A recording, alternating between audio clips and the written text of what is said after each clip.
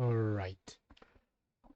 I hope my fan does not make too much noise.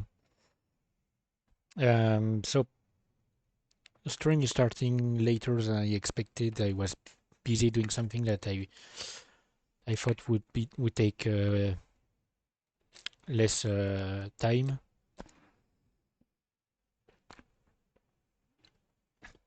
Sorry.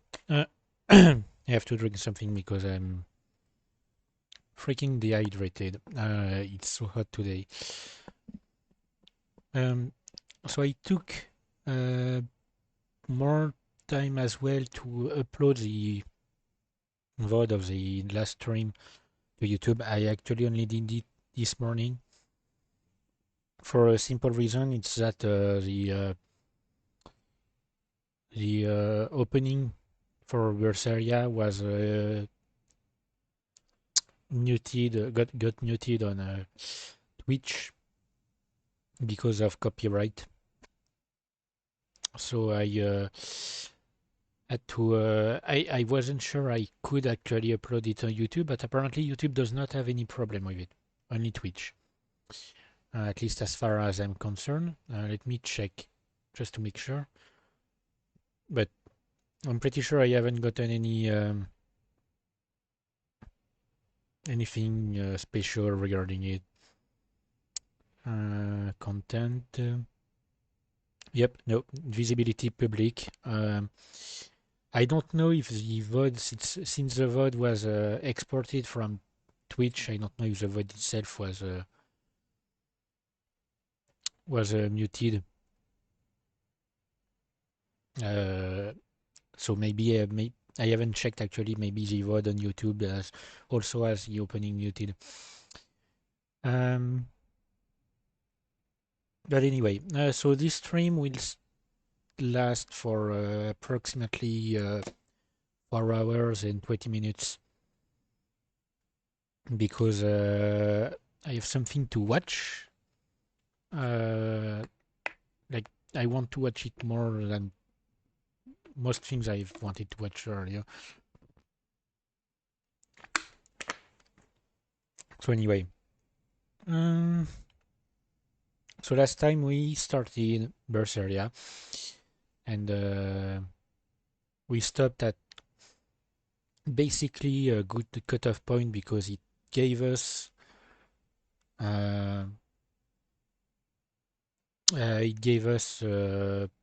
main plot in a way.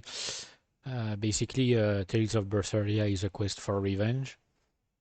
So we met Velvet Crow, our protagonist, who was betrayed by Artorius, her caretaker in a way. He was her sister's husband. Her sister who died 7 years prior, I think. That's what they said. And they basically Artorius sacrificed Laphicet, who was Velvet's little brother, for some sort of ritual that also turned Velvet into something he called a Therion, which is a demon that feeds on demons. And she spends the last 3 years in a prison cell before being freed by Ceres, who was Artorius's Malak. So I'm not sure I've said it in the previous stream, but basically Malakim, and I mean Malak is the singular word and Malakim is a plural.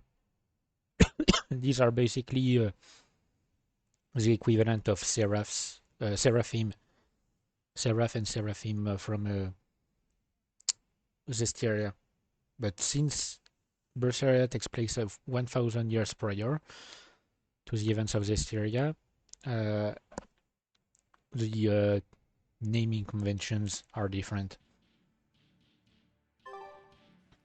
So we stop there. Oh yeah, before I continue, So on my own, yesterday I played more on my other save of Zestiria. So I saw a couple things I had missed, like some skits and stuff. And I ended up doing the bad endings that I talked about. Basically, the one where you kill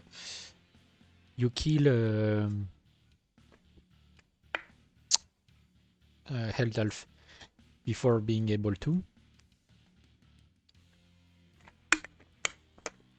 And essentially, what happens is you got an animated cutscene where the main cast of the game is in a lost cabin somewhere, and there's a heavy rain pouring down outside, and with basically like clouds that covers the entire continent. And from what we can gather from the dialogue, it's been going on for a while, probably because we killed Heldalf and the malevolence spread everywhere. And it ends with a giant monster rising from the ground. But you can see during the cutscene also that Soray and Rose are losing a bit of their spark. So yeah, essentially that's what happens if you kill Heldalf before his time. The Age of Chaos does not stop. It seems to actually get worse. So anyway, back to Berseria now. So we stopped. Yep. There are weapons in the room ahead. We stopped right before, right after, rather, Ceres let us escape from our cell. And wait, no, I'm already running at max speed. At least I think so.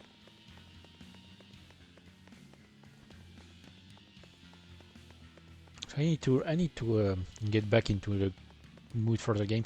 I don't know why, but I've been feeling like really weird lately. Like the past few days, I've been feeling, I don't know, not really okay. I can't explain it, and it's not linked to. Raise the alarm. I can see that. Take what you need from here. It's not linked to streaming or stuff. Like streaming does not affect me in any way. I don't know what it's from, but I hope it's good. They kept prisoners' effects in here. Stay into the groove. Rope. This will be useful. Quite a blade. I know that sword. Stormhowl. What is it doing here? Well, it's too big for me. You're not taking it? It's a celebrated masterpiece. And if I can't use it, it's worthless.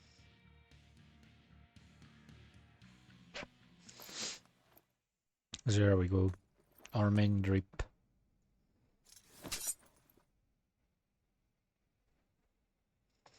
So similar to Zestiria, I won't really change outfits on the characters.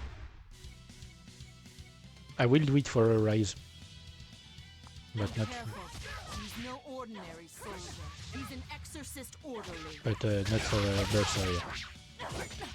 Because in Berseria, the outfits are, the different outfits are basically like didn't even flinch.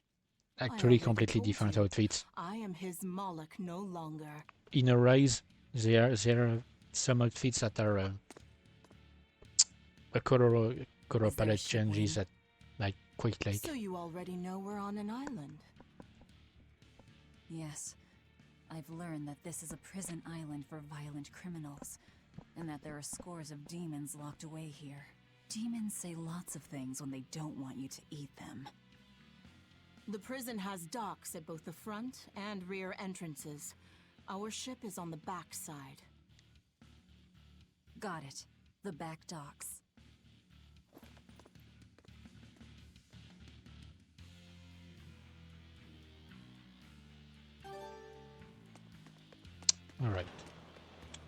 I don't remember if I can run any faster. I don't think so. So obviously this way is locked. Just want to check. Won't open. If it's not locked, it appears as green on the map.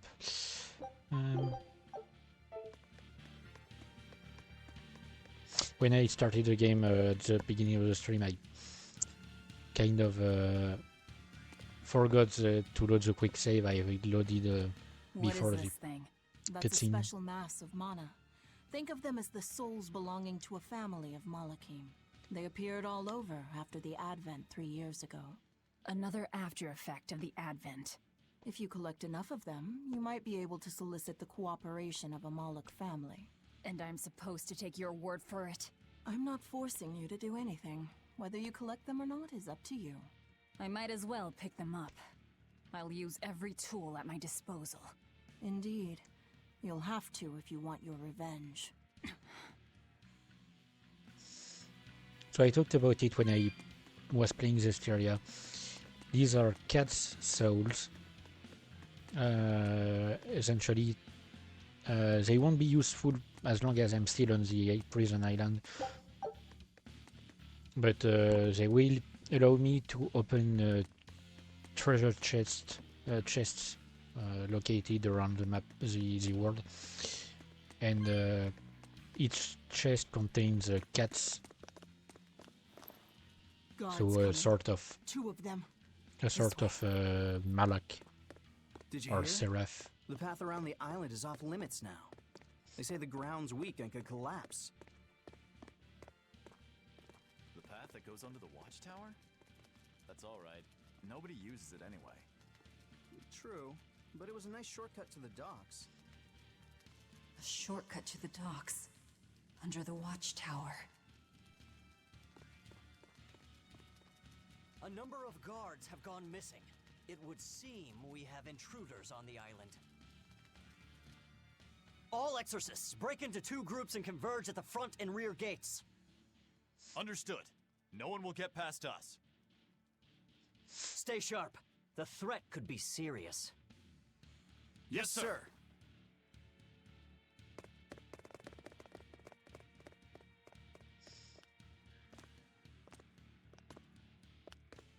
This isn't going to be easy. Then we'll need reinforcements of our own. Where are the cells? They should be on this floor. You plan on involving the other prisoners? I'll use any tool I have at my disposal.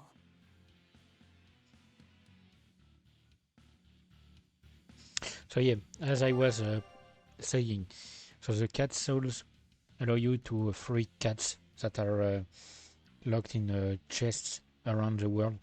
There's basically like one cat's chest by for each map or area rather.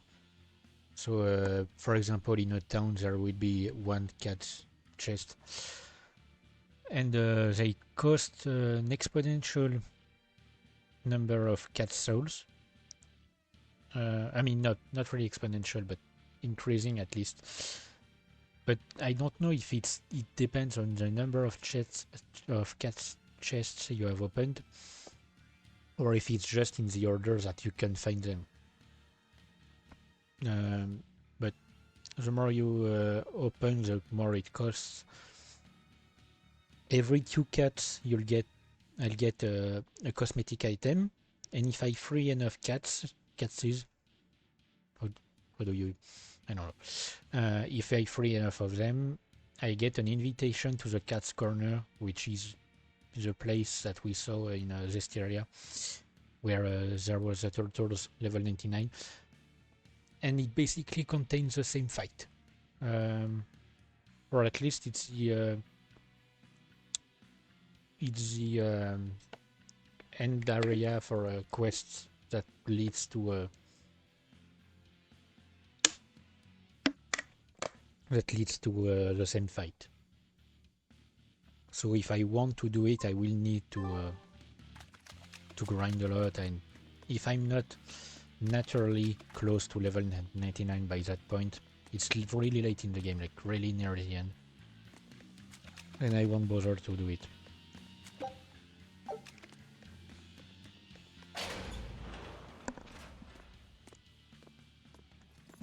Who in the blazes are you?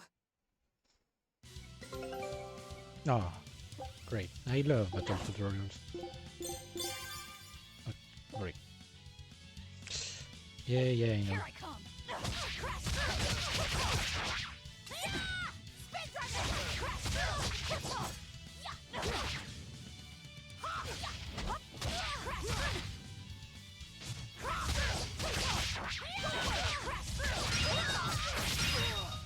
The combat system in this game is way better than Berseria.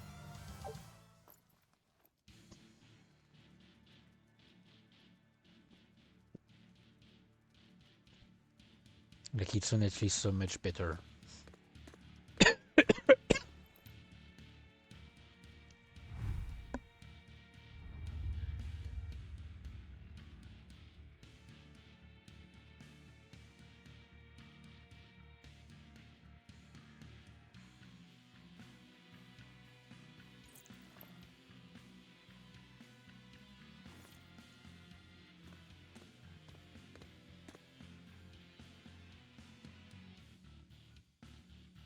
Listen up! I'm opening every door to every cell. We're getting off this island. What the hell? You serious?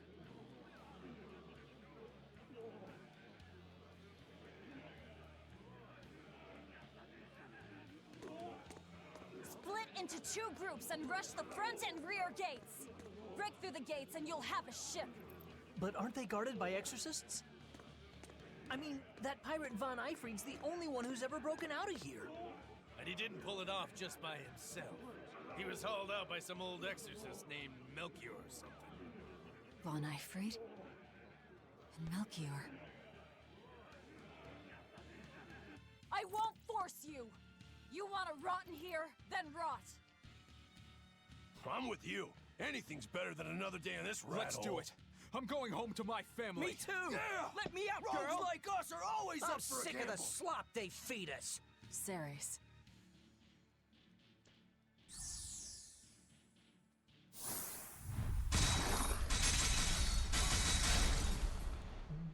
Let me Let's go! We'll burn those check the temperature. Open all the doors! That ought to draw the attention of the guards. In the meantime, we'll search for that watchtower. From there we can follow the outer path down to the docks. So you're leaving them all to their fates? I told you, we'll use any tool I need. Yep, it's 37 degrees. Hang on. I'm gonna lower the sound as the volume and this. I mean.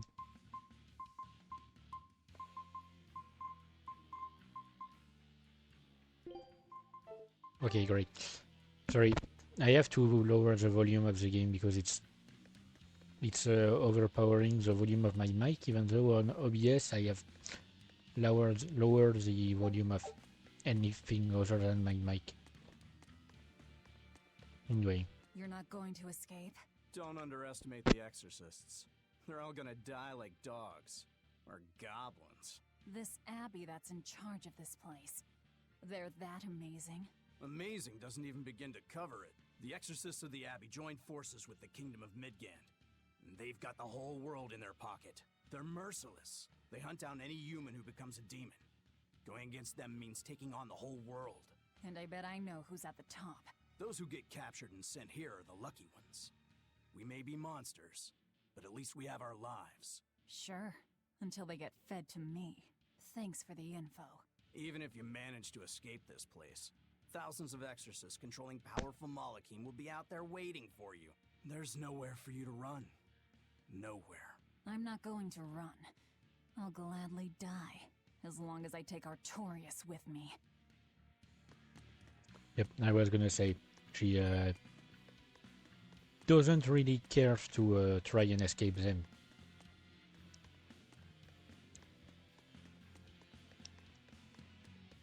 Better to run it straight into danger. and try to hide. Especially if you're the outsider, like the no, not the outsider, the underdog. Like if basically there's like no one on your side and everyone against you, then there's not much point in trying to hide, at least in a world like this one. If you have a goal like Velvet's.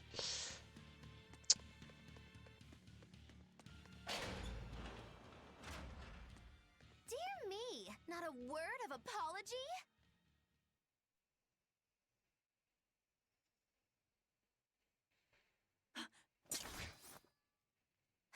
What is wrong with you people? There I was, sleeping like a sweet babe, when suddenly... From paradise down to hell! No worse, a grimy prison cell! You see why I'm not feeling well. And you are? Hooray! You asked! I'm thrilled to introduce to you the wise sorceress who travels the 11 seas, who scoffs at the might of dragons! None other than the acclaimed, the illustrious Majikiki Kambilu Dindo Dindo Larundu! Magilu for short. Magilu? No, Ma, like Soggy Shoe or Doggy Doo, or call me any of those things and I'll turn you into a froggy stew! I suppose you'll never understand. People can be so tragically unlearned. But hey, like I care!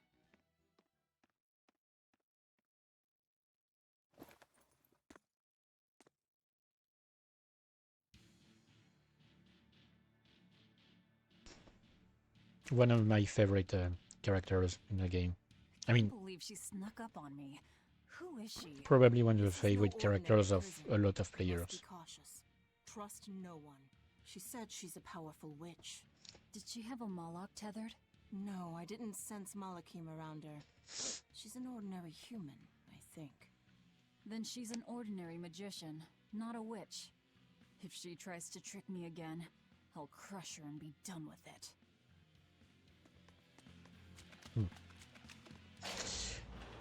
Last time I replayed the game, I completely forgot to check these rooms. Like, I immediately continued forward. So of course, as I said before, this game has herbs too. I mean, I used them in the previous stream. And used the bonus ones that I have. It's a staple of every Tales of games, apparently. Or at least the last 3.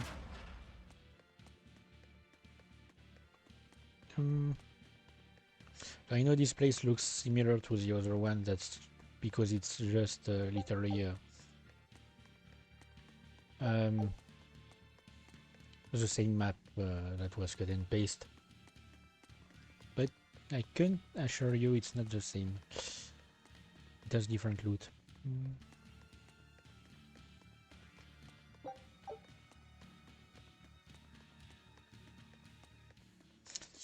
I have to refrain myself, because when I play games, usually on my own, I tend to, like, even if I want to explore and stuff, I tend to force myself to hurry up because I get impatient, and so I end up like trying to rush the game and stuff. I need to refrain myself from doing so here. Ooh, better HP. I forgot to check them.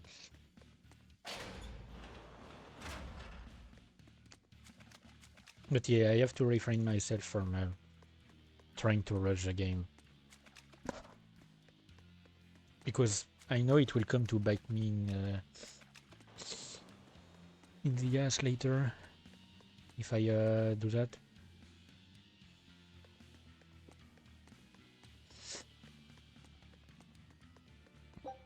And I would just end up hurting myself more than anything. Ooh, a void ring. In this game, the Void Rings are some of the best rings, I believe. So I lose a bit of magical defense, but you know...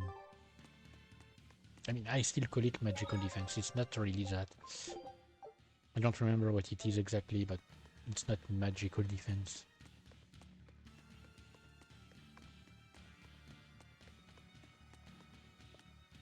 It's defense against arts.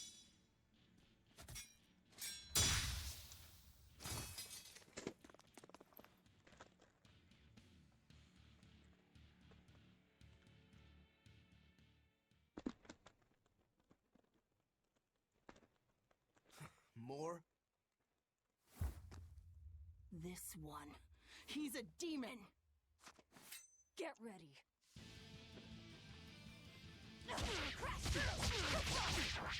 How's it going, bro? You're not human. True enough. Deception!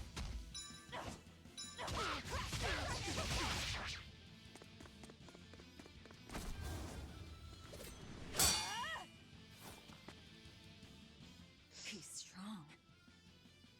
Chips in the blades already. Brittle, these exorcist knives. I've got to reclaim Stormhowl. Stormhowl? That sword we found? You found it? Where? Do you have it? Please tell me. It's in a storage room. Down below. Down below? You have my thanks. He's an odd demon. If things settle down, we'll miss our window. Hurry!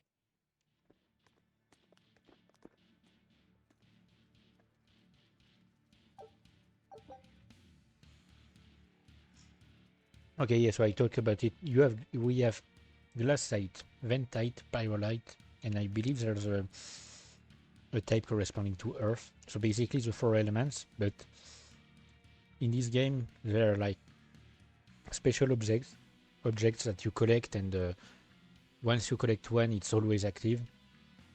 They allow they give you special bonuses. I talked quickly about it in the last stream because I was in a hurry, but I can explain more here. And so what some give effects like this. So it's basically like similar to the battle actions in Berseria, except that you don't have to use points to activate them, and you can't actually deactivate them once you have them. So some gives this type of bonuses, and some others will allow you to do different things, like enhance your equipment further. Because in the beginning, when you enhance something, there's like a limit to how much you can enhance it, and eventually you get some objects like these ones who help you enhance further.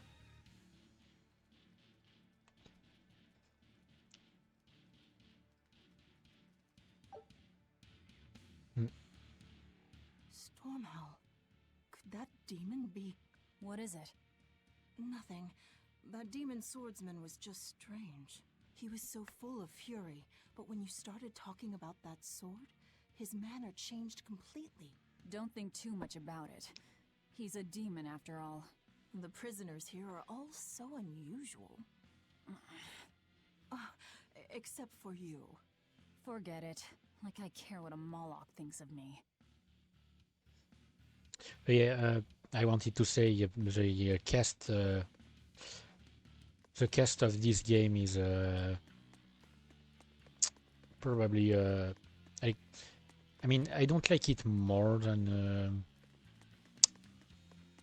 not necessarily more than Zesteria's cast, but I do appreciate every character of the cast.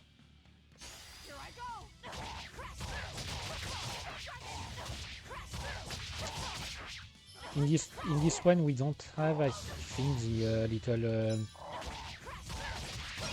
conversation about the nature of the enemies we face, like we had in Zestiria. At least I don't remember. Getting out of here comes first. But I did say in Zestiria that we still have these little moments when characters talk after the fight. The tower should be just ahead.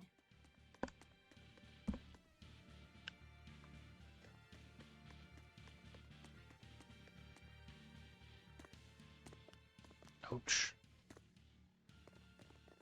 Sorry. My leg is hurting.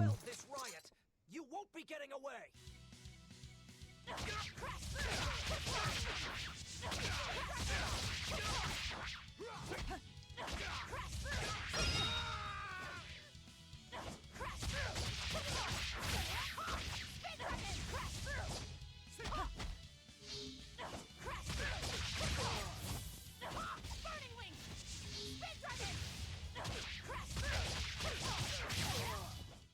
I'll cut down anyone in my way. The prisoners are doomed. Time is short. We need to get down to the path. Oh, and also some of the special items boost some of your stats as well, if I remember correctly.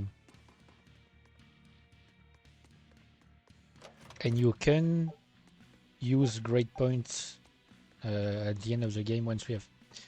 Once you have beaten the game, you can use great points to get bonus special objects, special items, I mean.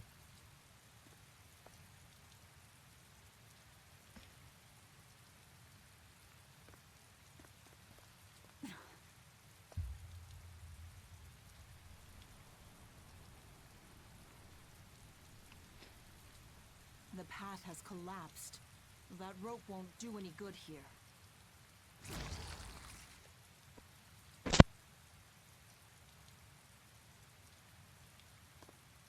Wait, you're not seriously going to try it, are you?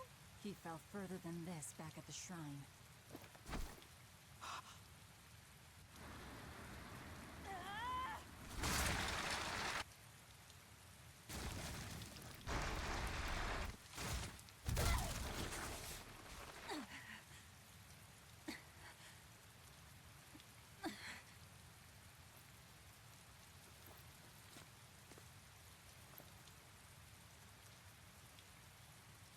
I see you are truly committed to this.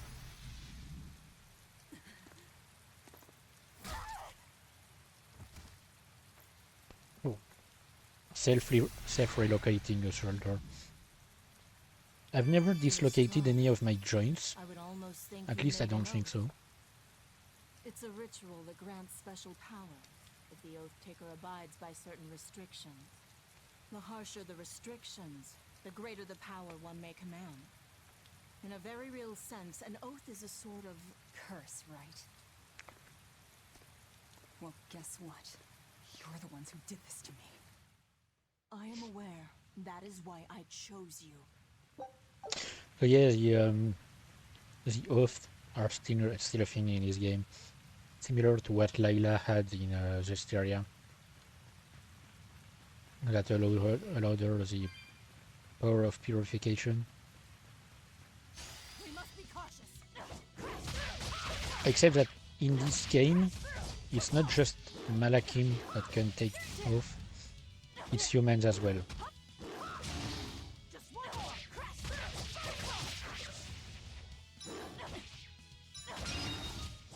Come on, really? So yeah, in this game, humans can make oath. I don't know how to pronounce it. I don't understand how the TH sound is pronounced in English. Like really. Are you sure? This way leads to the main entrance. If they know you're here, they'll have found your ship by now. The guards expect us at the rear, not the front. Makes sense, I guess. almost there. That's enough! Oscar, I had no idea an Exorcist Praetor had been assigned to this island. You surprise me, Ceres. Aiding criminals now, are you? Did Lord Artorius request this? No, I'm acting on my own. A Moloch with free will? And yet, I sense someone's strings guiding you. Hold on. A Praetor is far more dangerous than an orderly. I'm all out of subterfuge. And besides, if we can't overpower this one, our end goal was hopeless to begin with. You're a demon, but still a lady, so I'll show you due respect. I am Oscar Dragonia, Praetor of the Abbey of the Holy Midgand Empire. Who might you be? All right. Graceless demon it is, then.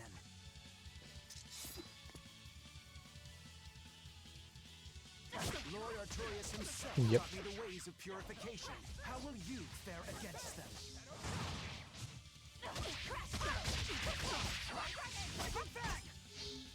Hang on. I'm gonna take care of his Malakim first.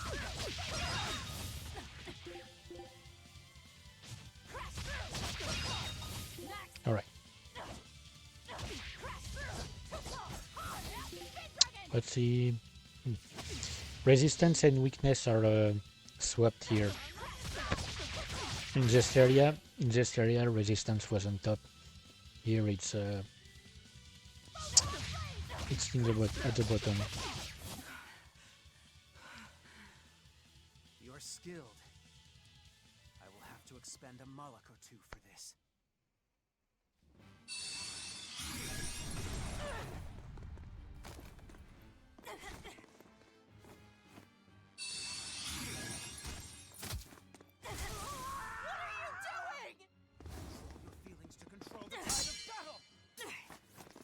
More of your vaunted reason.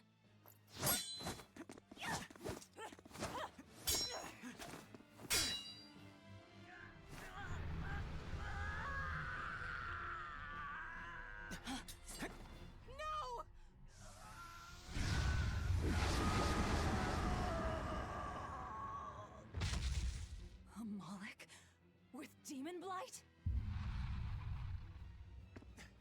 It's lost control. And as we know it, a seraph or a Malak with malevolence transforms into a dragon.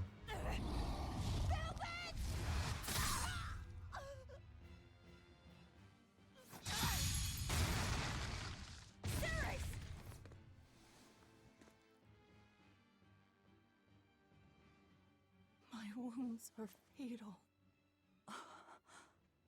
Please, consume me. I'm not about to. My form is bound by an oath whose price is my life. The time has come to pay. Feeding on my form will grant you strength, the strength to press forward. I ask only that you devour me. Why? A flame burns in my heart too. A flame I cannot quench no matter how hard I try. Just like you, Velvet. This was Laffy's. That is why I cannot abide it. This frozen world. This frozen people. I'm just that stubborn of a woman. Hurry, before my life fades. Do it now.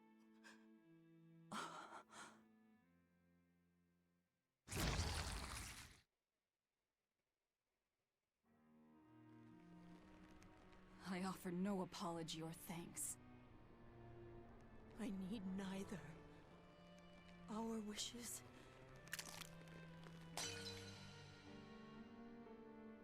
are one and the same. I treasured those days when you and I and Arthur were together.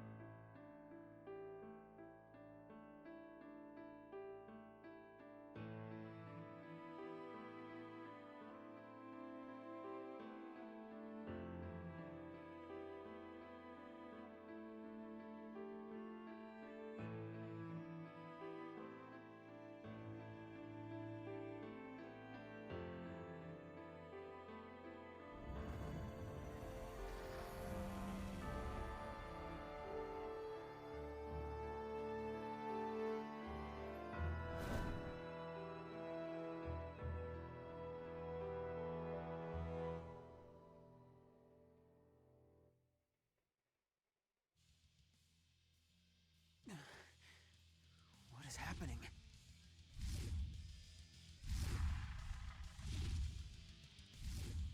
Move! If you don't, I'll eat you! I don't think it cares.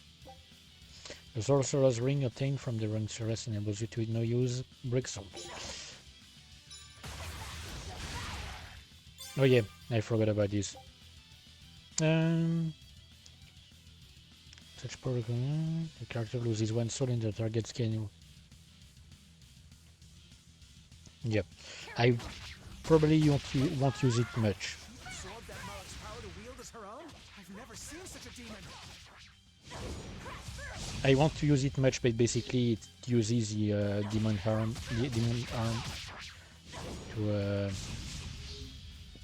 to use some of the target's power.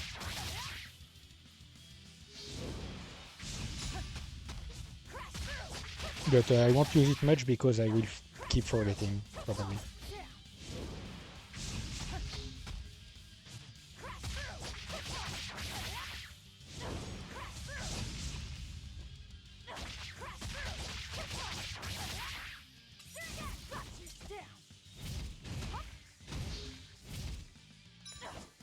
Oh, come on.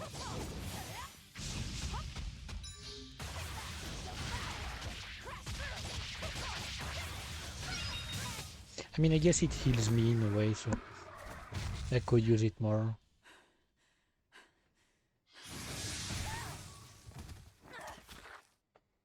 Apologies, but I can't let a nasty demon like you roam freely now, can I? And you believe you have the power to stop me? That's my name. You can give Artorias my regards.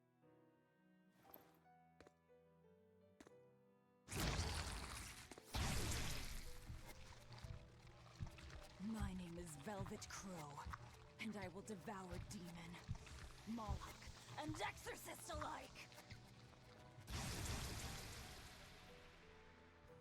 I am a monster! I am a Therian!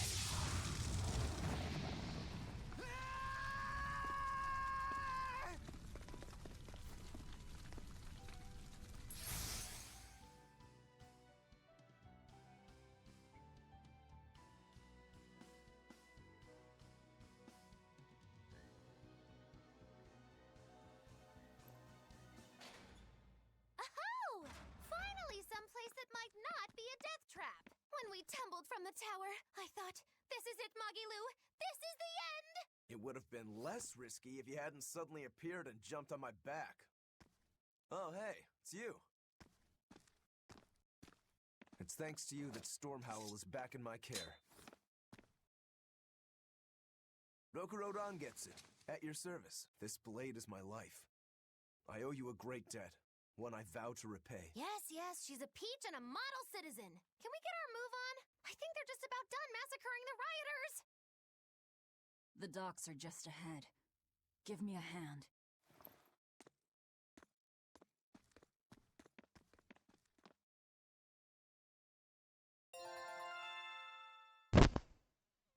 I still love these guys. Vampire's Glassite provides the ability for equipment to trigger random skills which restore HP. Yep. So I've never understood really this trigger random skills thing. Like whether the skills are already equipped or not.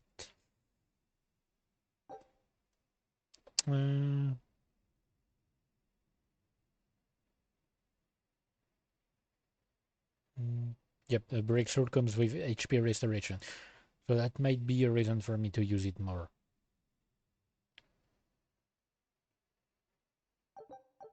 Oh wait. I skipped. Too bad. I don't know why my hand pressed button twice. Guess the weather's feeling as crummy as I am. Careful. Sea's looking mighty choppy. Are you a sailor? No, but I do know the difference between a sail and a rudder. And I wish it could rain right now. Do what you can. I really wish. Very well then. I certainly owe you this much at least. Brave words. But 10 minutes in this storm and you'll lose all sense of direction. No, we won't. Ships have compasses for a reason. Right. The rot in a jail cell or rot in a fish tummy.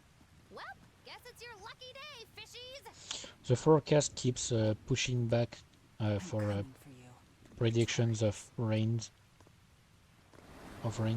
Apparently tomorrow it's going to be 10 degrees less than today. Because today it's 37 degrees. Tomorrow it will be 27. Sorry, I'm checking the weather at the same time because it's so damn hot. Like, please someone turn the sun down.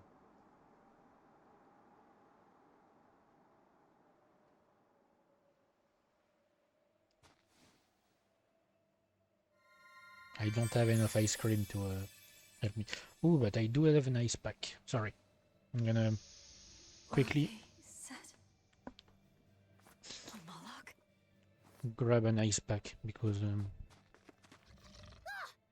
Stay back. sorry. I forgot there was a fight and it was so early. I wanted to grab an ice pack.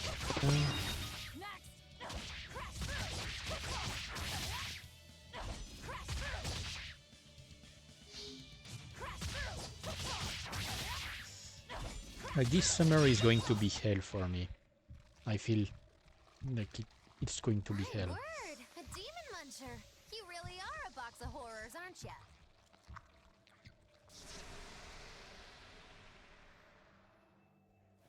Sorry.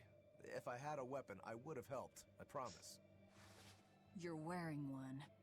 Oh, nah, I can't use this. Sorry, long story. And the child? The little brat? Scampered off somewhere. You ought to be scampering off yourselves. My debt is not yet repaid. Until it is, I will not leave your side. I can hardly scamper off without knowing from whence I'm scampering. We're lost, stranded shipwreck survivors, no? Well, then I expect this might come in handy. A map? Was that left by the child? Looks to me like we're in Northgand. Northgand? Then if we're to reach the capital in Midgand, we've no choice but to patch up our ship. What are your plans once you reach Logris? Something worth breaking out of prison for. Oh, can't we stand around and chat somewhere nicer? Somewhere with soup to warm the body, tales to warm the heart? There's a city called Hellawes nearby. I can't promise there much for conversation, but we'll find food in a ship right there. Yeah, they're not really original with the names, at least the names of the lands. In this one, you have Northgand, Midgand, Southgand, Eastgand, Westgand. Yep, I know about the world map. I already checked it. Velvet, you know that kid? I thought I heard you call him by name. No, I don't know any Malakim. Not anymore. Anymore? What? Well, whoever he was, there was something different about him, that's for sure. You can say that again. Using healing arts on a demon without being ordered to? And he stole that compass, too. For being an exorcist Moloch, he's a greedy little imp. Well, we did help ourselves to a certain map of his, so... I consider myself an island of virtue in this sea of wickedness. I suppose. Come on, it's not funny if you agree with me. You think? So this is how escaped prisoners behave. No, just these ones.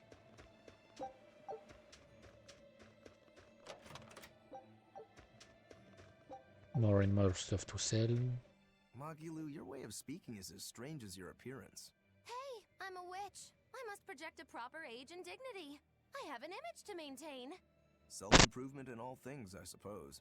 So what's the difference between a spellcaster and a witch? There are many, but mainly it's a matter of nuance. It's like the difference between being frugal and being miserly. Ah, so a spellcaster is useful and a witch isn't, is that it? So I guess that makes you a witch right now. You wound me. You're one to talk, Mr. Self-Improvement. Your words cut deeper than these northern winds.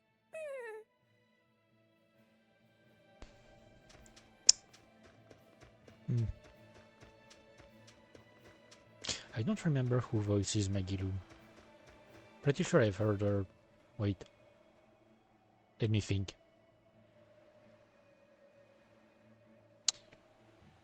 Actually, let me check. I have someone in mind, but I'm not sure, so I'm gonna check. Oh, come on. Google, stop being weird.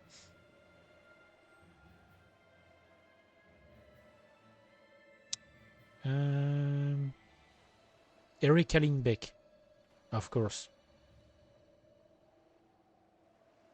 So Erika Lindbeck is a bunch of people. Let me check. So she's Blaze the Cat in the Sonic games. She's voiced in a lot of games and cartoons and stuff. Maybe some anime stuff as well. She's Futaba in Persona 5.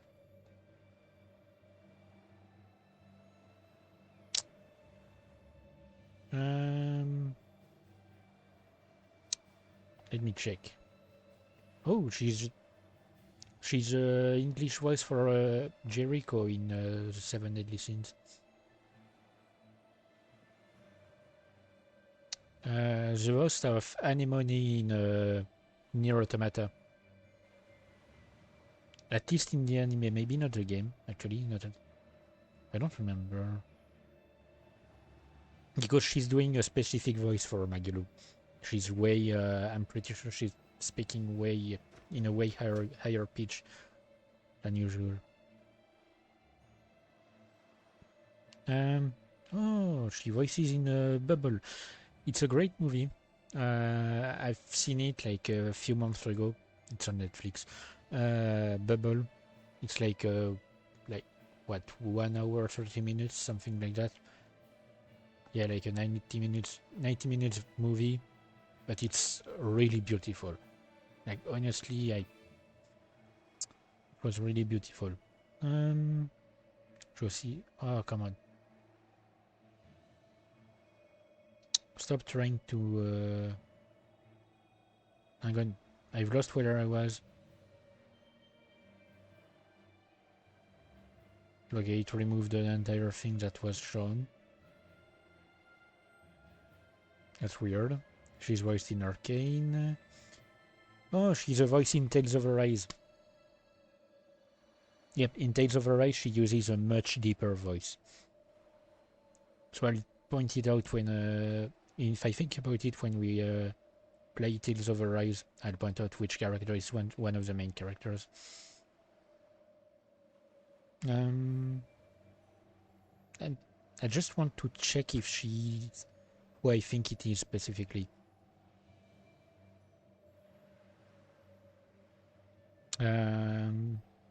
Just to make sure that I have I haven't lost my mind completely. Sorry if I'm losing time. It's fine, we're not like really in a hurry. I've barely started the game, so I can go at the pace I want. Oh, she voices an arrow in Anohana. I mean, I've never listened to the English VA. Uzume, knew it. She's the voice of Uzume Tenobushi in the Neptunia games. That's who I was thinking of. I wasn't sure, so I wanted to check first. Ah, Tsuchiya in Mob Psycho 100, one of the bad guys. So yeah, she's the voice of Irene in the Asteroid Square. I haven't watched a lot of anime in English dub. I've mostly watched in Japanese dub, so I don't know who voices. I don't really know much about the English voices. Salah Shane in Charlotte. Oh, wait, she's written Shane. It's Zane, I'm pretty sure, in the anime. So these are characters that I know, but mostly, yep. Uzume and her counterpart Kurome. She's not listed as Kurome, but I'm pretty sure it's her too. It's exactly the same voice. Kotoko in Danganronpa, another episode. I did remember that as well. Lead in Hyper Devotion War. A character that basically represents Solid Snake. Because most of the characters in that game represent someone, represent a game. I mean, she's voiced in. She's done any additional voices in some Far Cry games and some Call of Duty games. And no voices in Berseria. But anyway. So yeah, I just wanted to make sure I remembered correctly and recalling back who she was. I did remember her name, technically, I guess. And Disciple... The wind, it bites! How Yep. can you stand wearing that garb? It doesn't seem humanly possible. I never said I was human. I didn't grab the correct ice pack because... Let me explain. Something that I did last night. I decided to try and put a bunch of ice packs all over my studio to try and cool the air down. Woke up in the middle of the night, put one back in the freezer and left the others, and woke up like they were all warmed up and basically useless and didn't cool anything down. I don't want to see my electricity bill for this month because it's going to be quite large, given how much electricity I'm using to run the fan. Yep, but oh, come on, really? They're forcing me to escape?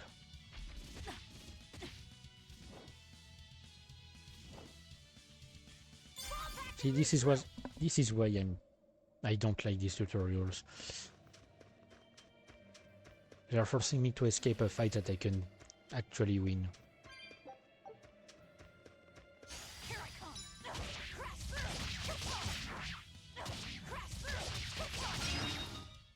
Come on, really?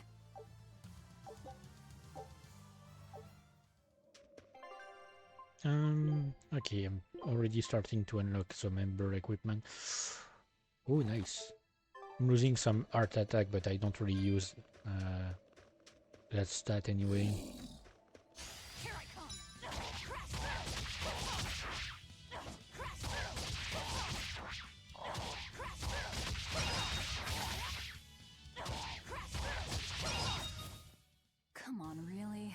also just wanted to check something about the equipment. So I believe it's the same as Gesteria in that every character has a specific type of weapon and accessory. And then the clothes themselves, I mean the armor, is shared between the gender. Like garments are specifically for female characters, and there are other type of armors for men, and the rings and boots are shared between everyone. And the titles are back. They give different stat boosts than in Zestiria, and some of them require. I mean, to unlock a new title, you have specific requirements. Like for this one, I need to reach level 10, level 30. I need to use 500 martial arts,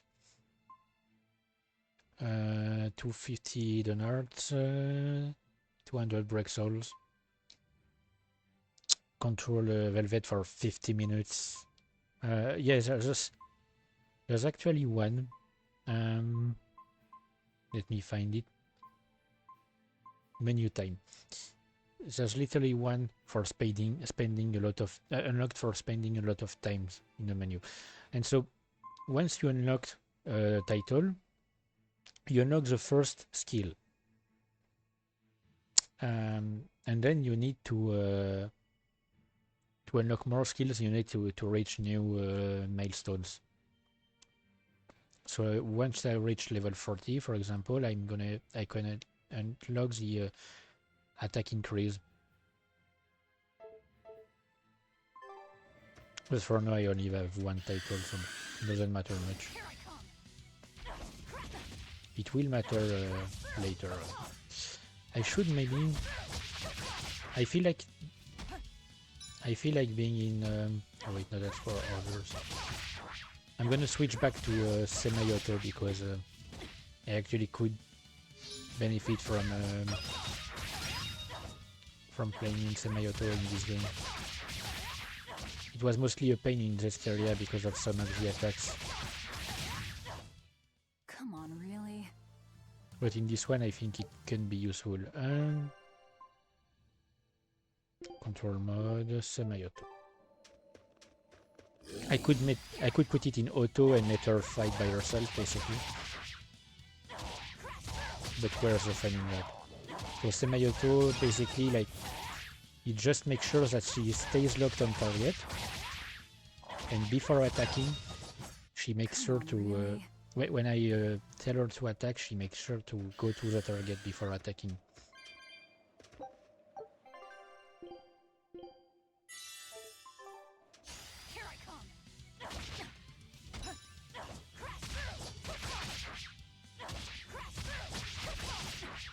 So sometimes she takes a bit more time to start attacking, simply because she takes the time to get into position.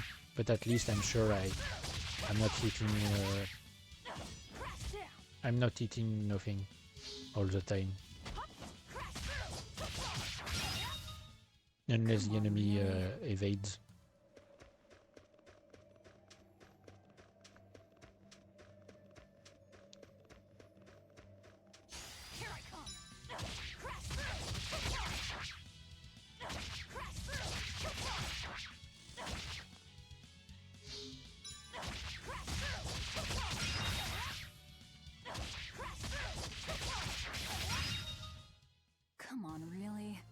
Yes, ready. Okay, you're almost at the next level. Come on. Only 42 XP left.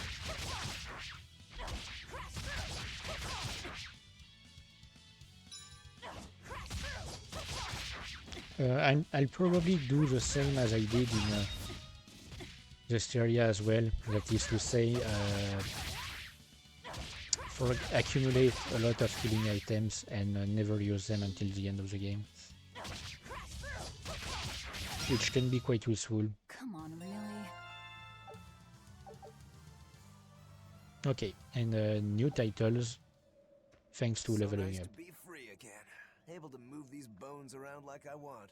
So, Rokuro, what got you all chained up in that mold hole? Ties to home. It's complicated. Oh! Then are you really sure you ought to be taking on further debts? It's a teaching of House Rangetsu. Pay what you owe. Well, what a civilized family you've got. Were you in for long? 3 years, maybe. That's why I know so little about the state of the world. Oh gosh, me too! Art-wielding Malakim! I've never seen such a thing! How much else have I missed? Used to be witches who had a monopoly on charms and hexes. Can you even comprehend what this'll do to business? Should I even ask why you were imprisoned? Bagged for unlicensed witchcraft. It was a tale of betrayal most wicked and foul! Care to hear more? You'll cry, I'll laugh, emotions will touch the rafters! No, thank you.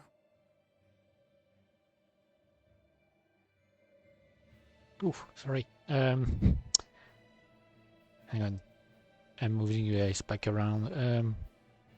Yeah, I tried to put it in my shirt, but it dropped. Anyway, and it will probably make me sick or something.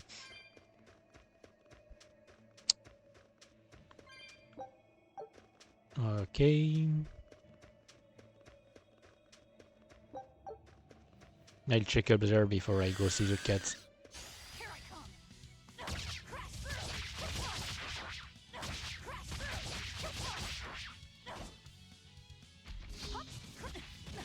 Oh, come on.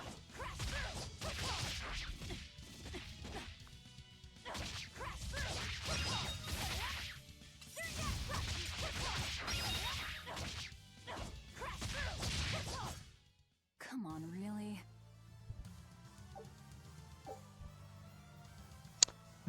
Battles will begin with 3 souls and you will be able to hold up to 5 at once.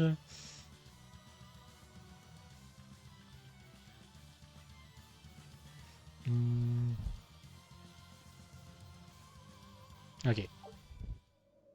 So that's different from Zestiria, where your gauge could change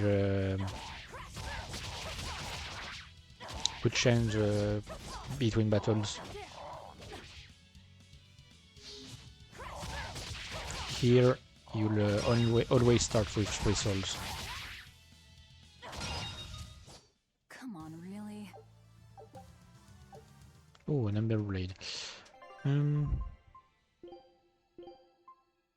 I believe the game gives you like additional informations on the equipment you get when you unlock when you unlock one for the first time. After that, it only shows you that you have found some. Jesus, my ice pack is already almost melted. I took it out like 10 minutes ago.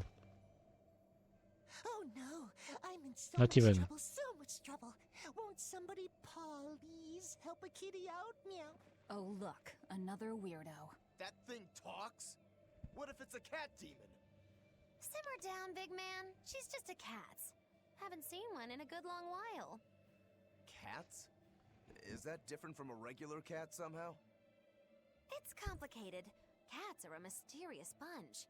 Just think of them as a special kind of Moloch. Sort of. That works for me. I understand that they're hard to understand, at least. Hey, I don't suppose you happen to be carrying any cat spirits on you? See? Emusicate! By that logic, shouldn't it be ecatsipate?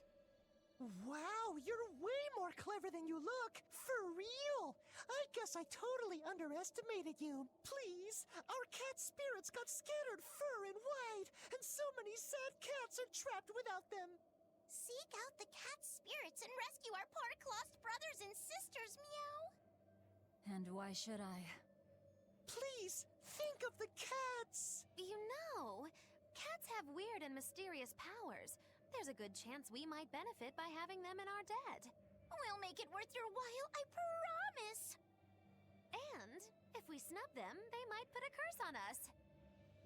That has been known to happen. we're doing all this traveling anyway. Why not help them on the side? Just remember that it's on the side. Wait, I was checking the voice actors for the game because I wanted to see who voices the cats.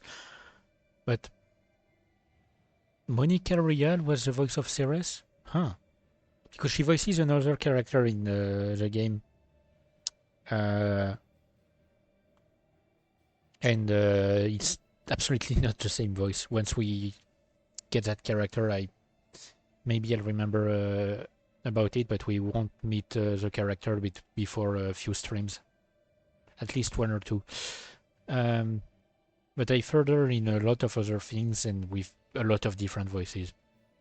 She's really hard to find out. I mean, it's really hard to find out when she's in the game. So let me check.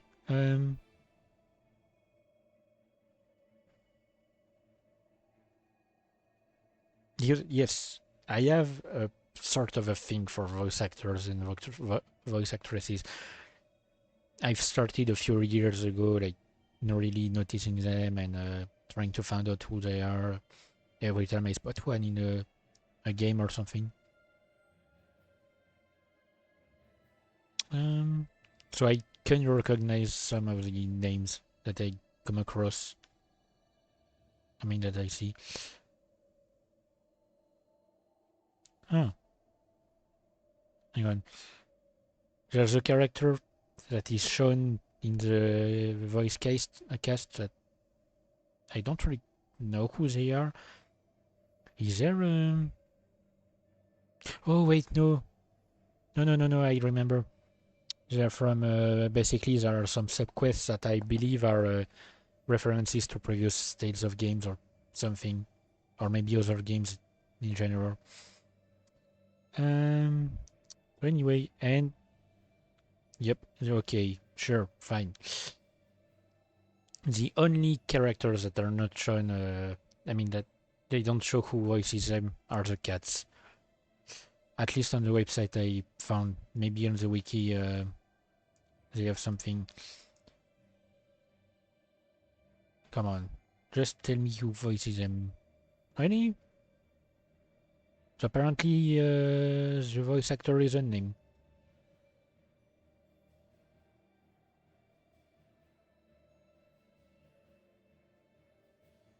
Maybe I can just...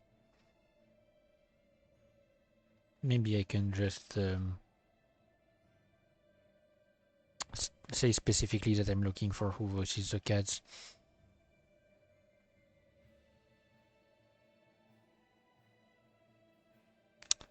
Yeah, sure. Stop trying to give me your cookies.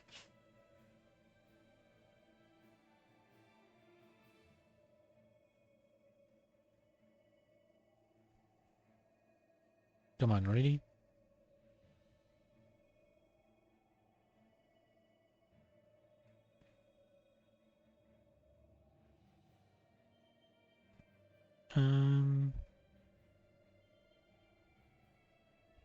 Nope.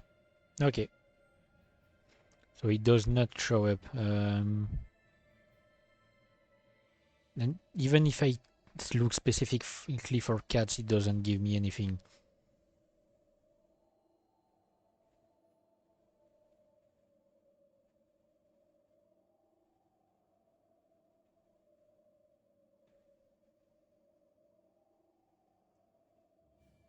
Because I feel like I know the voice actor, but I'm not sure.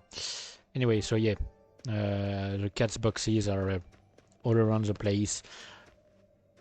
And we need to find them to free the cats within, using cat spirits as a sort of currency, I guess. Oh. Something to sell.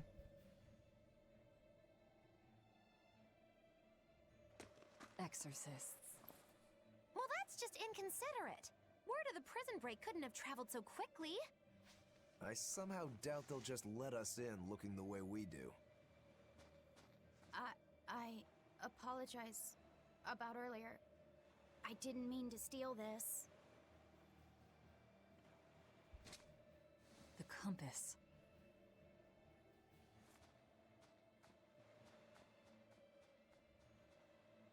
You okay with this? He could be working for the Exorcists. I'm following him. Is he your dessert? If necessary.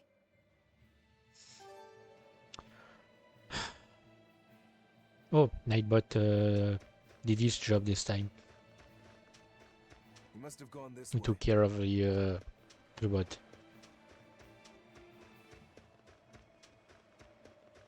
I mean, technically he just deletes the message and times out the bot, so I guess I can like ban it manually. It's just a pain to have to ban them every time.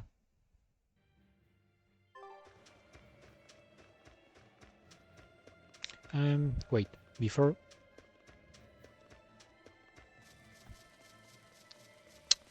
I follow him. All right.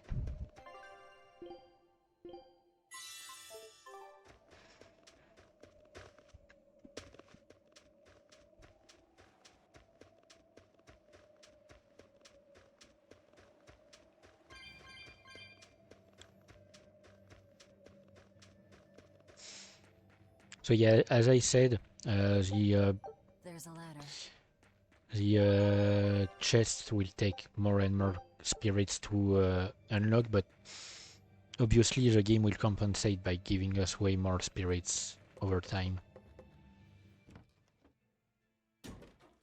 But you really need to look around everywhere to find enough spirits.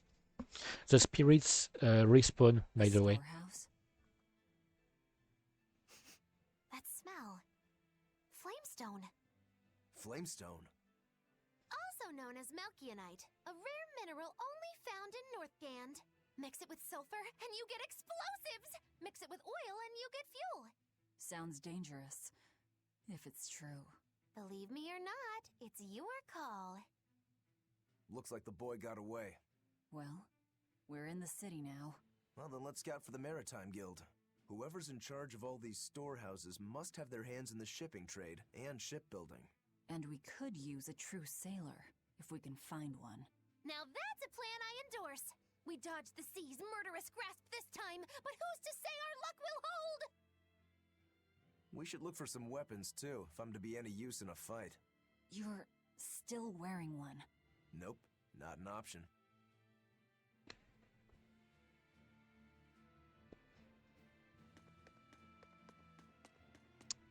Alright. Nice. Don't mind me, I'm just going to steal some stuff. So yeah, as I said, I was saying, rather, the cat spirits respawn over time. So I don't have to worry about specifically finding every single one of them and in every single location, because I can just farm locations or something. Firing. I don't believe it's better than my void ring. Nope. At least not for me. When I grow up, I'm gonna be an exorcist. Me too! I want to protect my mommy and daddy. Hold up. Exorcists are warriors who protect the whole world from demons. You can't just protect your parents. You've got to protect everyone. Oh. I know that voice. Really hard. It is. And it's precisely because the exorcists are working so hard that we look up to them. Junko. Exorcists are the best. They're treated like heroes. I suppose to normal people, they are. That's the voice of, I mean, one of the voices of Junko Enoshima. That's like in Danganronpa 2, when she switches to her form, like where she has sort of like hamster teeth. She does the exact same voice.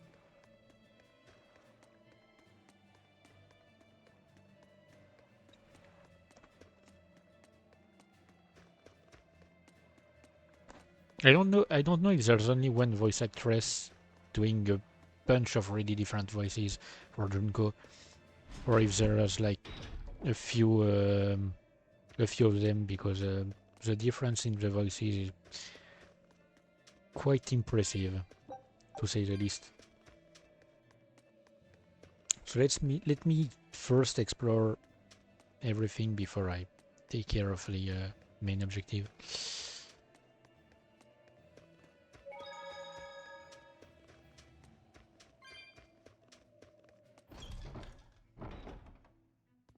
Also, yeah, I don't know if the trigger for respawning spirits is time or moving a certain distance away from the place.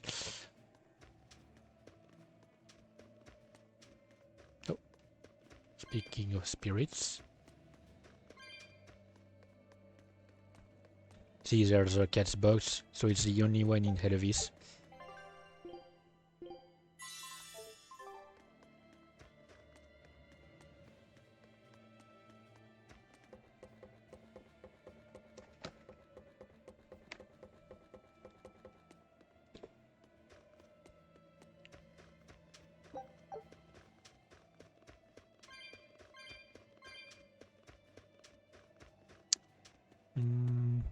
Let's go down and check on this.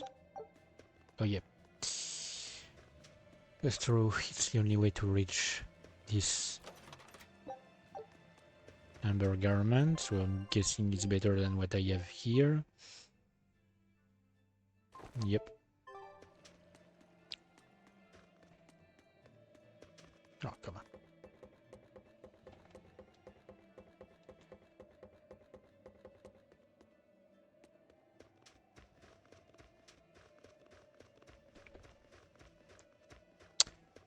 Man, I wish I could just turn off the sun.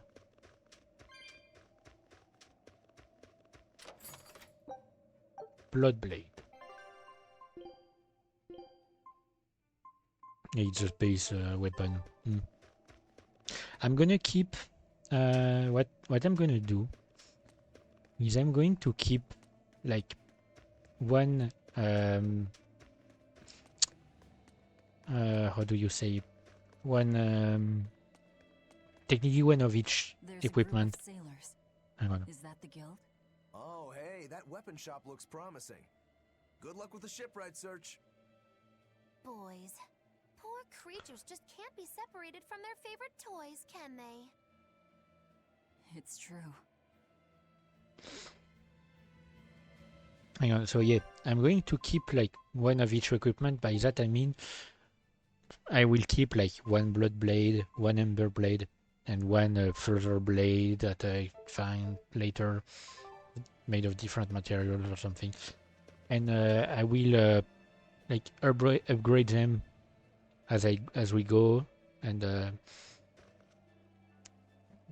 because basically once you enhance a weapon 10 times, it changes names and becomes something new and more powerful, and I want to kind of compare them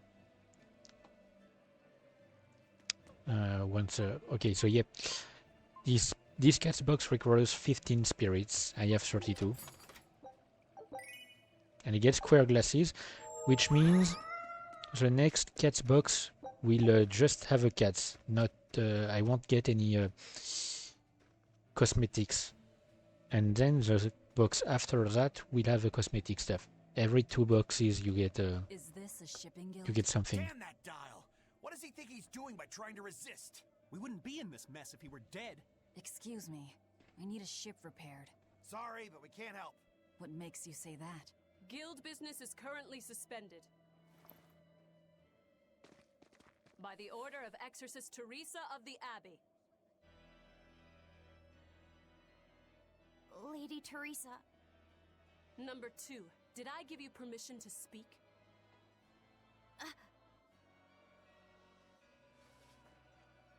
Lady Teresa, how long must this punishment of ours last? You know it was all Dial's fault, don't you, my lady? I know Dial was the one smuggling Flamestone, but your guild, through its negligence, shares responsibility. This rule was set down by the Abbey to maintain order, Do you disagree with it? No, my lady. We will capture, interrogate, and sentence Dial. When this has been accomplished, you will be free to continue business.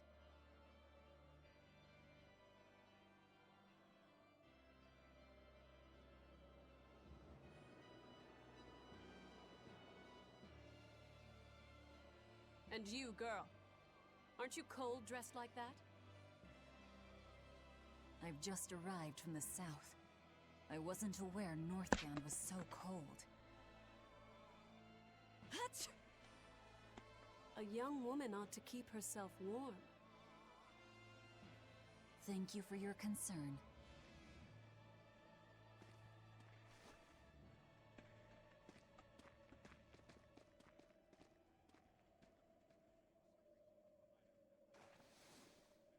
My. So this is how the Abbey flexes its muscle, Cruel, cruel world these days. I see how things stand. If I catch this Dial person, you can repair my ship, right? Sure, but I warn you, he's a demon. He escaped after killing a bunch of soldiers who tried to capture him. Can't be done without an exorcist. He's from a small village outside the city. If you're doing this, I'd imagine that's a good place to start searching. He's a brute with the head of a lizard. I'd prepare for bloodshed. Hey! Anything could happen. It's best to keep our options open. While you wait, find us a good navigator. Hang on. I wonder what darling Rokuro's got up to in the meantime. Let's check in on him at the weapon shop. Yeah.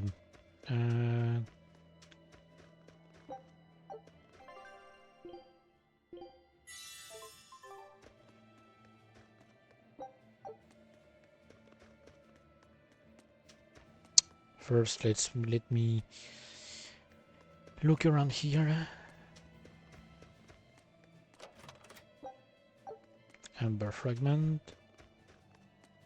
So every type of weapon or equipment, rather, every I guess technically grade of equipment has a specific materials to enhance them. Needed to enhance them. So basically, for example, the amber fragments are specific to the amber equipment. So amber blades, amber belts, amber garment, amber boots.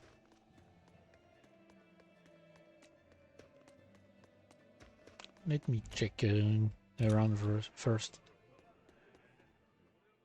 You don't have to worry about getting attacked by demons while you're here in Hellawes. This town is under the protection of the Abbey Praetor, Lady Teresa Linares. She keeps us all safe. Wow, she must really be something else.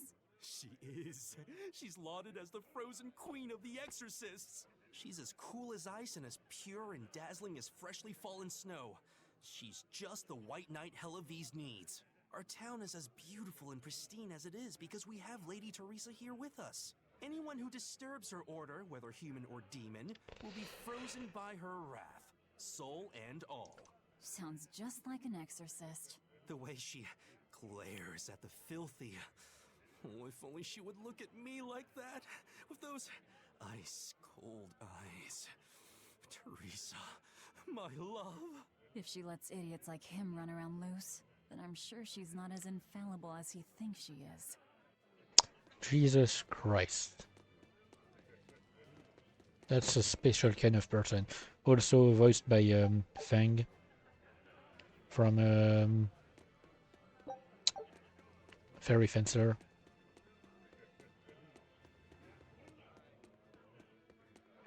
I mean, voiced by the guy who voices Fang, I guess.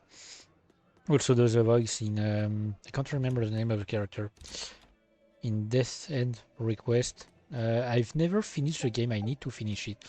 I don't think I would be able to stream it because it's incredibly violent and contains a bit of fan service as well.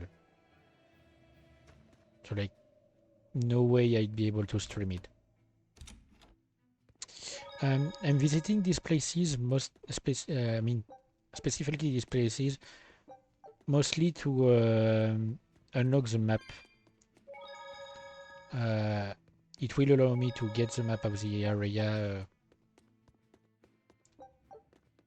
So when I check later to see if any other, if any new side stuff is available somewhere, I'll be able to move around the maps to check. Because I know that there's gonna be a skit here before we leave the region. There's gonna be a skit that will play when sleeping at the inn.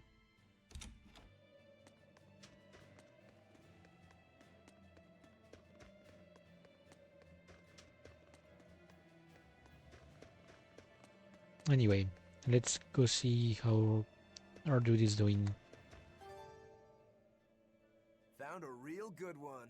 The blade was badly rusted, but once I polished it up, it turned out to have a fine edge. I can scarcely believe something of that quality was languishing in my bargain bin. You've taught me quite a lesson. The weapon is yours as payment. My thanks. So you'll help us out? Of course.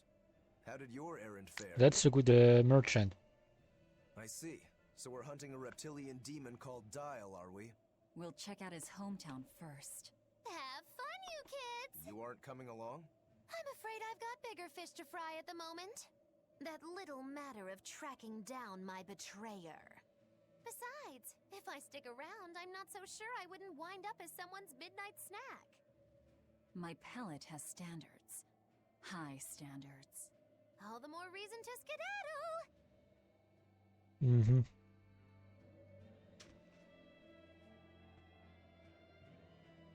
Outlandishly dressed gentleman. Oh yeah, that's a good merchant. Basically, like offering the weapon because Rokuro did most of the work to get it back in a good state. So I already have an Ember Blade, so I'm not going to buy one. Ember Belt as well. I won't do like I did in Berseria, where I bought every single weapon, since there's no fusing system. Okay, Ember Boots I could do with them, maybe. Nope. Okay. Nope. Not useful for either of them. I could get the Void Ring for Rokuro.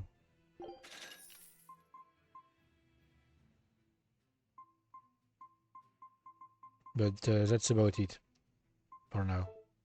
I can't enhance yet. I need to get the things that will allow me to enhance. And as I said, the weapons are shared between every merchant. So essentially,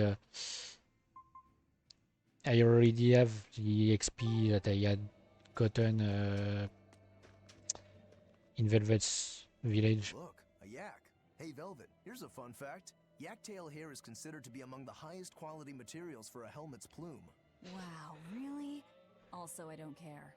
At my house, we had this helmet. It was an incredible piece, covered with yak-tail hair. The talk of the town. House Rangetsu has two treasures going for it, people would say. The Helm of Yak and Stormhowl. They must not have thought very highly of the rest of you. Why do you say that? Although, I guess I can think of a reason or two. Oh well, it's nothing a demon like me has to worry about. Hang on. Where is my mouse? Why does my mouse keep disappearing? Wait. Oh, okay. I thought I had done something stupid.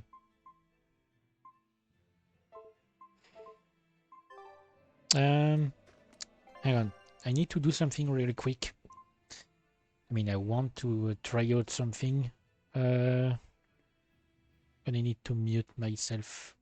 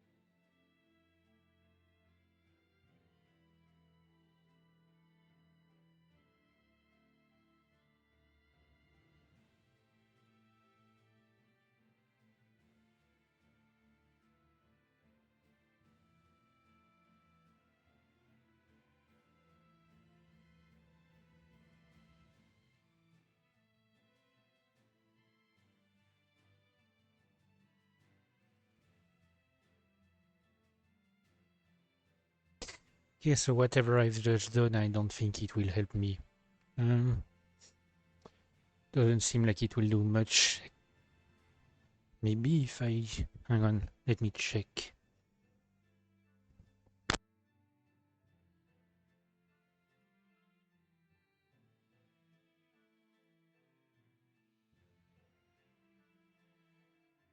Because the fan I'm using is more like a tower fan. I don't know if there's... I don't know the specific name of it. But it's like a large column that blows air in a vertical... in a specific range of vertical height. Vertical height, that's normal. What am I saying? But anyway, yep. I'm calling it a tower fan. And essentially I wanted to put an ice pack somewhere to try and cool down the air that comes from it, to see if it could help cool down my my place in general. But no, because the issue is that to stream and specifically to use the face recognition for my slime, I kind of need to have light in my place, and since I'm already using the fan, I don't want to use even more electricity by using the lamp. I mean the lights. So I open the blinds, except that the sun is coming directly in my place and is heating everything up. There's a book in clear light of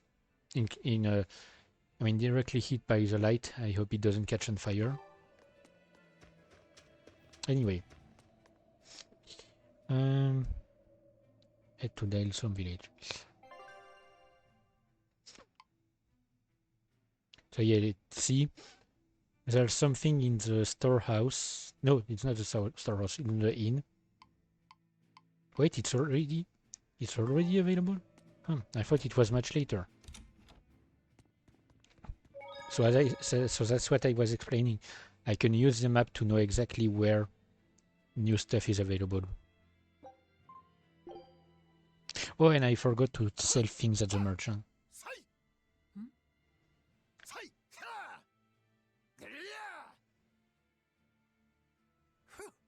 That was a good session, if I do say so myself. Tomorrow's drill will be even faster. I thought he was being a crazy demon again, but come to think of it, this is just him being him. Yep, that was literally just that, but it's to get, if I'm not mistaken, yep, just to get an outfit for Rokuro. First time I replayed the game, I missed it, and the skit disappears after a while, so I never got. Did you hear? That navigator the for outfit. shipping guild, Dial. He turned into a demon. He supposedly killed and ate his crewmates, then ran off. Demon Blight? In Hellawes? What do we do? No need to worry. Lady Teresa is already dealing with it. She'll hunt down that Dial character in no time. They say that once you change, you can never turn back into a human. Is killing him our only option? Killing him would be a mercy. Demons are just monsters who've lost their humanity. Yeah, you're right. Things like that aren't human anymore. Not human, huh?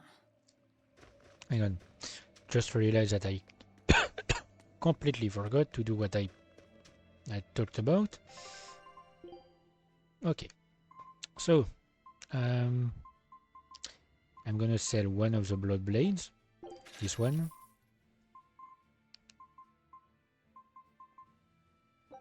Two of the battle garments, so you have the same. I'm gonna. Oh, yeah. So for each level, you get a discount, and you get a bonus. So here, for example, Wanderer's Vantite. There are a few Wanderer's Vantite available, and they stack. So yeah, for each level you get a discount in the shop, in every shop technically, and you get bonus items, so it's really useful to do that. And since you don't have to focus on every shop at once, you can do it basically in any shop. So for the equipments, I was gonna say I'm gonna sell the less expensive ones, because the less expensive they are, the less bonus they offer, essentially. The more expensive ones have more stuff to offer. And I sold the useless stuff that I had.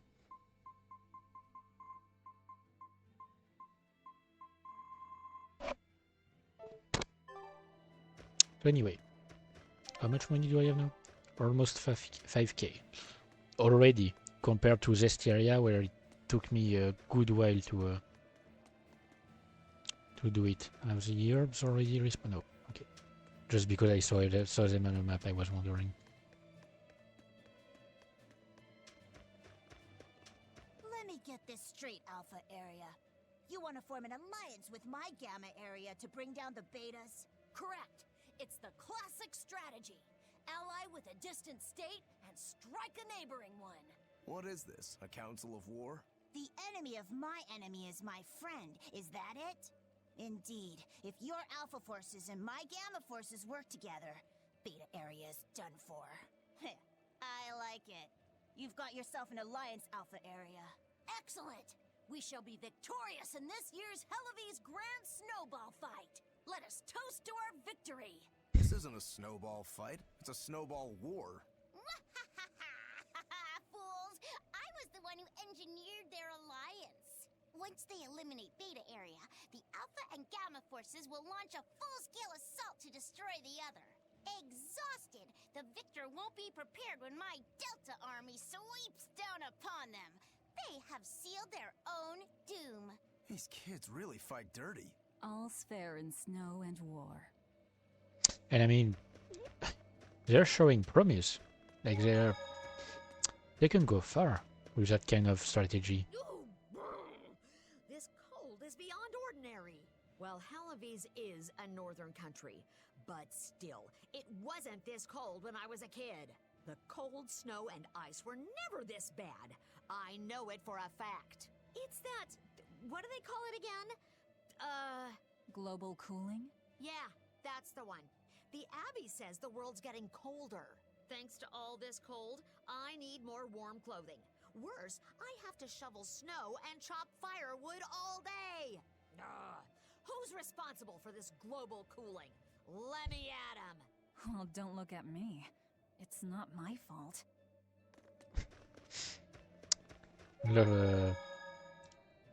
Love this little... Didn't know to talk to you. Love this little reference. Hang on, let me check. So there's something at the docks. Nope, that's not what...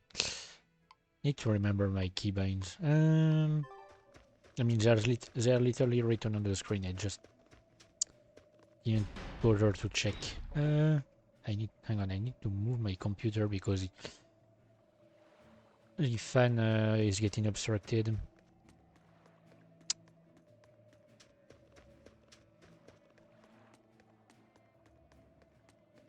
What a beautiful ship. Isn't she? She transports flamestone and sulfur to the capital in Midgand. Have you heard of flamestone? It's this new explosive material the Abbey developed. Thanks to their discovery, we can make some really powerful new cannons and explosives. Explosives. Sounds dangerous. It is dangerous, but it's also necessary. Not only are there demons about, but we've humans to contend with too, with pirates and bandits in ever-increasing numbers. On the bright side, with a higher demand for flamestone, Hellawes is prospering like never before. Flamestone is the only reason our little snowbound city is thriving. A keelhaul to anyone who says otherwise. So this ship goes to the capital. If I asked, could you take us with you? Nope, not happening. The guild ordered a total suspension of activity. We can't lift anchor. Besides, Any ship carrying precious ores has an exorcist on board for security. You need the Abbey's permission. Sounds like they keep a tight lid on things. Yeah, I guess.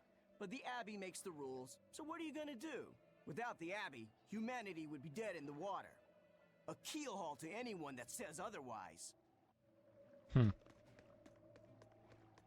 I mean, what am I gonna do? Not care about it and go against the Abbey?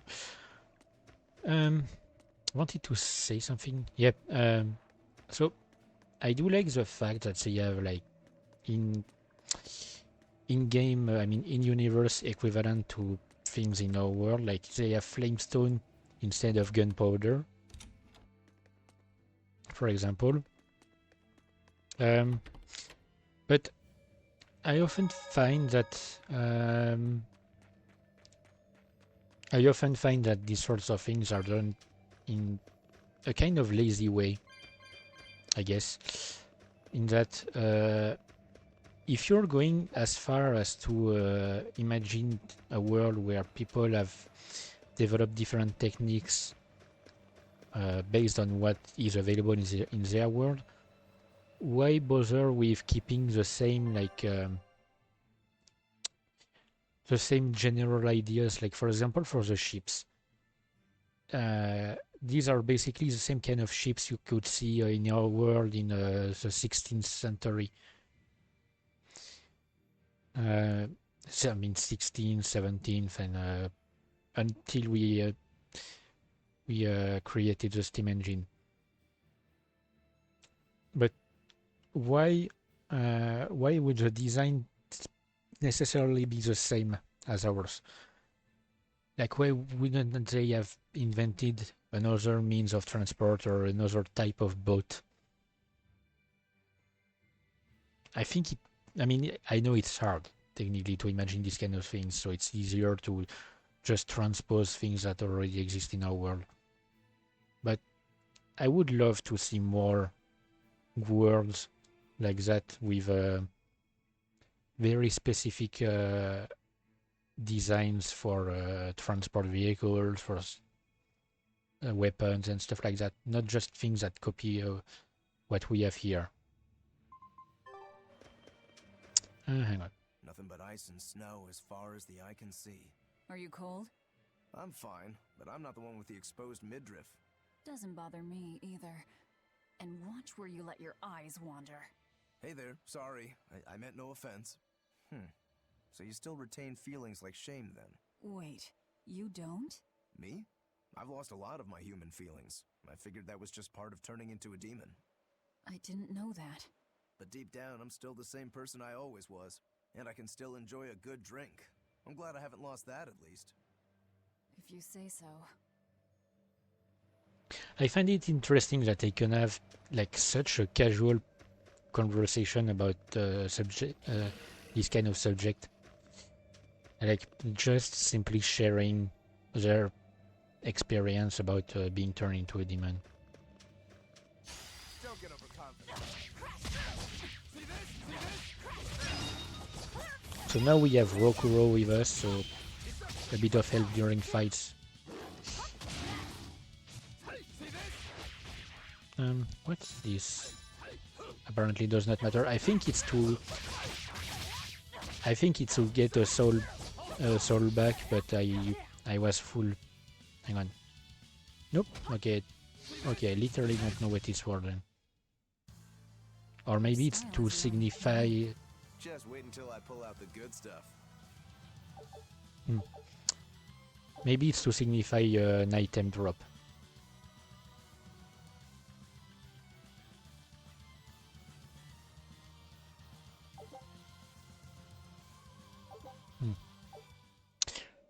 So it's the same. It's the same as Berseria.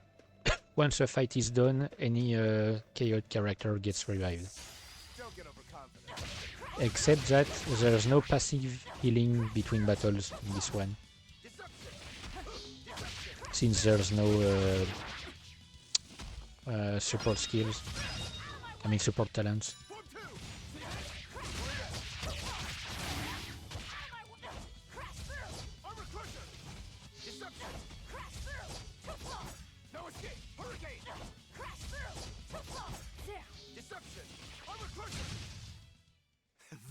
is ours. Anyway, I'm gonna keep grinding a bit in this area. So we'll see it in a bit, like maybe like I think I'll reach that area in maybe 10 minutes, 20 minutes. Depends on how fast I grind. But there are powerful enemies like they were in this area, the ones that had the orbs. So these ones have the like special items like ventite, glassite, stuff like that. And they are completely optional to defeat as well, just like in this area. But they can be quite useful. I think the first one I can take it down. Look, there's something growing all the way out here. That is one gutsy flower. It's a Princessia. That's quite an elegant name. My sister loved them.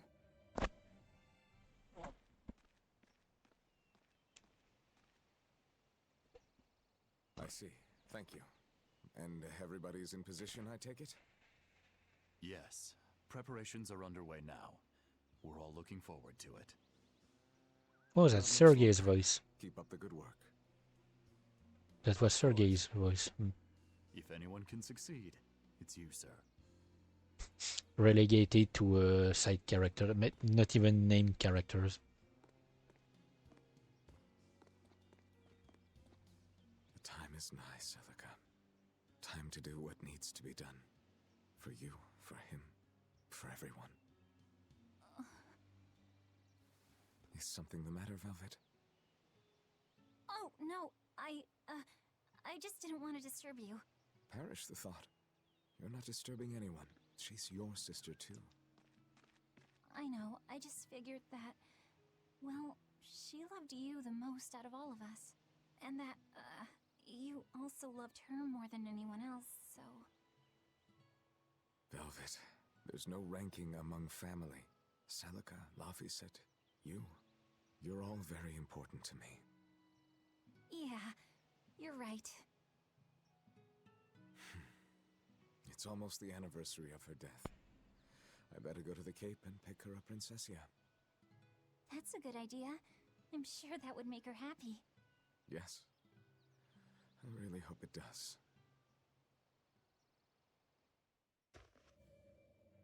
That snake Artorias. They say flowers have different meanings and stuff, right? Any idea what Princessias signify? Betrayal. Oh? I'm guessing this was like a year, at least 1 year prior to the events of the prologue of the game. Because Artorius was going to pick the flowers himself.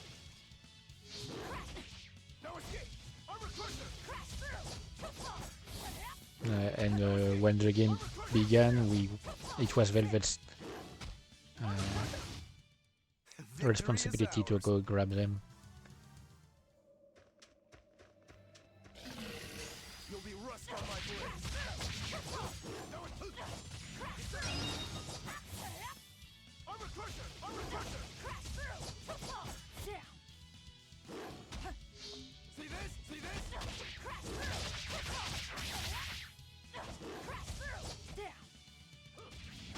Oh, also, I know I said there's one cat's box for basically almost every area in the game.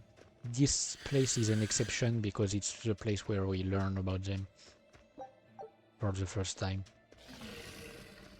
I'll finish this quick.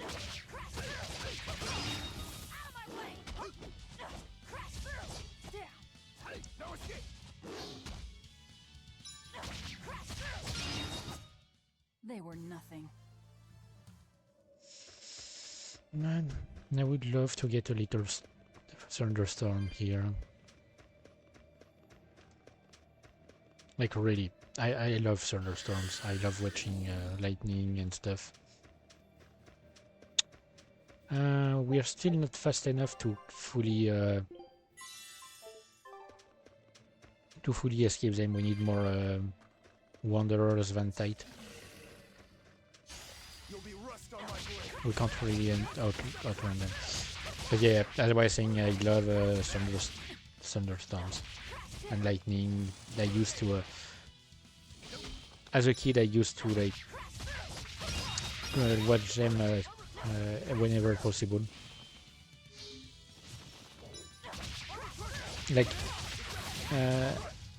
at my grandparents' house.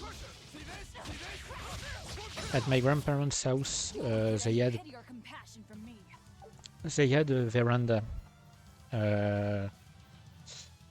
and their house basically was, I mean, is technically they're still living in the same place, but I just haven't been there in at least a decade, even probably more than a decade.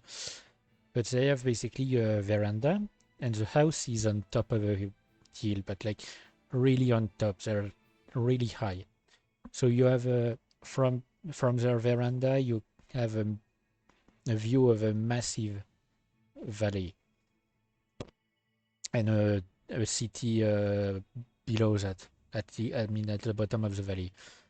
So it's a beautiful place in and of itself. And whenever there was a thunderstorm, when I went there for summer, I would sit in the veranda. Usually thunderstorms happen late at night. I would sit in the veranda and watch it, and I could see everything. It was honestly some of the best, one of the best experiences of my life.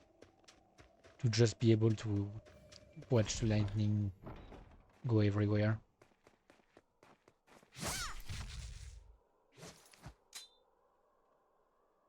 Thank goodness I was here. But any further attacks and... An exorcist? Was that Dial she slew? No, it wasn't a lizard demon. Are you crying? It's just... everything that's going on. Demons run rampant in the Outlands, and yet the Abbey has explicitly chosen not to come to their aid. It's true we haven't the forces to be everywhere at once, and the people of the Outlands refuse to obey the Abbey's rules. It's a heartless decision, I know, but it follows from the Abbey's perfect logic and principle. Why make excuses to me? I'm not making... My name is Eleanor Hume. I am a praetor patrolling for the Abbey. What is your business here? We heard there was a murderous demon in this town who fled from Hellawes. The Shipping Guild incident, yes. I've been looking into it, but I haven't found any clues yet. Worry not. We will track down that foul demon and put it to the sword.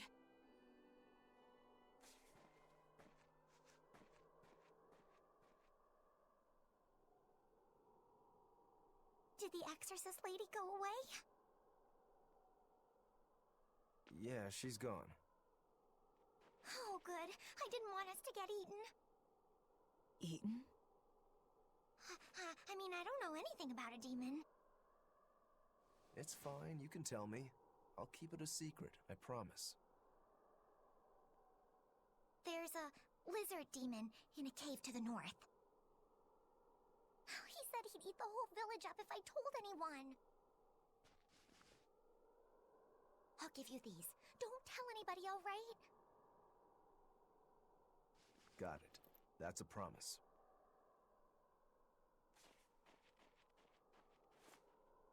A cave to the north. Gotta say, the folks here really don't trust the exorcists, do they? This is actually rather good.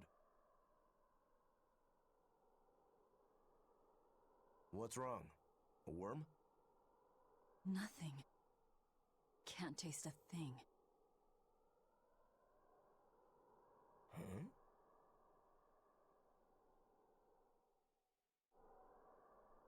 We learned what we need to. Hang on. Let's look for that cave. I was checking. I'm gonna do that every time. Like, Don't worry.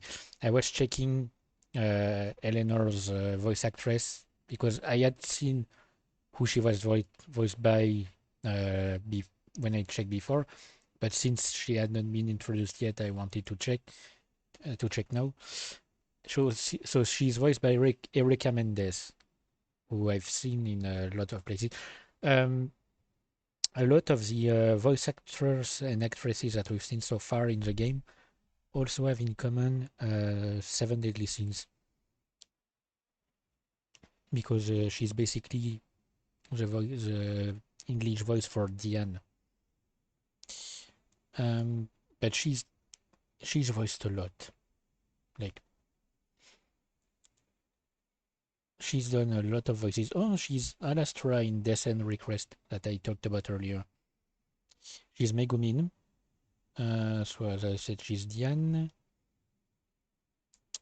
She's Kasane in Scarlet Nexus, which maybe I will play on stream because I haven't played it in a while and I've basically forgotten everything about it. I think I've only finished it once because it's quite a long game. Like a really long game. Even on my own, when I play on my own, I usually like play a game for days on end, or maybe hours if it lasts less than that. But usually like days on end, and it takes me like 2, 3, 4 days to finish a game. It took me, I think, 10 days to finish Scarlet Nexus. It's quite long. There's a lot of stuff in it, and I've forgotten a lot of it already. She's Puck's voice in ReZero and a few other characters in there too. She's the English voice for Catherine and Kamisato. I mean, what's her name? In Genshin Impact, the Kamisato girl. Ayaka. In Genshin Impact. She's the one who took on the role for Noir in Neptunia, the Neptunia games, starting from Cyber Dimension Neptunia. I don't remember who it was before that. She's Maki from Danganronpa V3. I had forgotten that fact because I do remember Erica Mendez.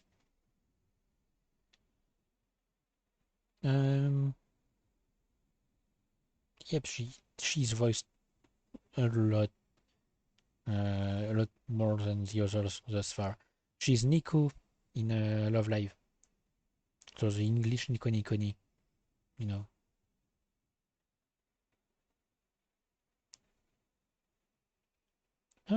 No, she was Noir in Mega Dimension.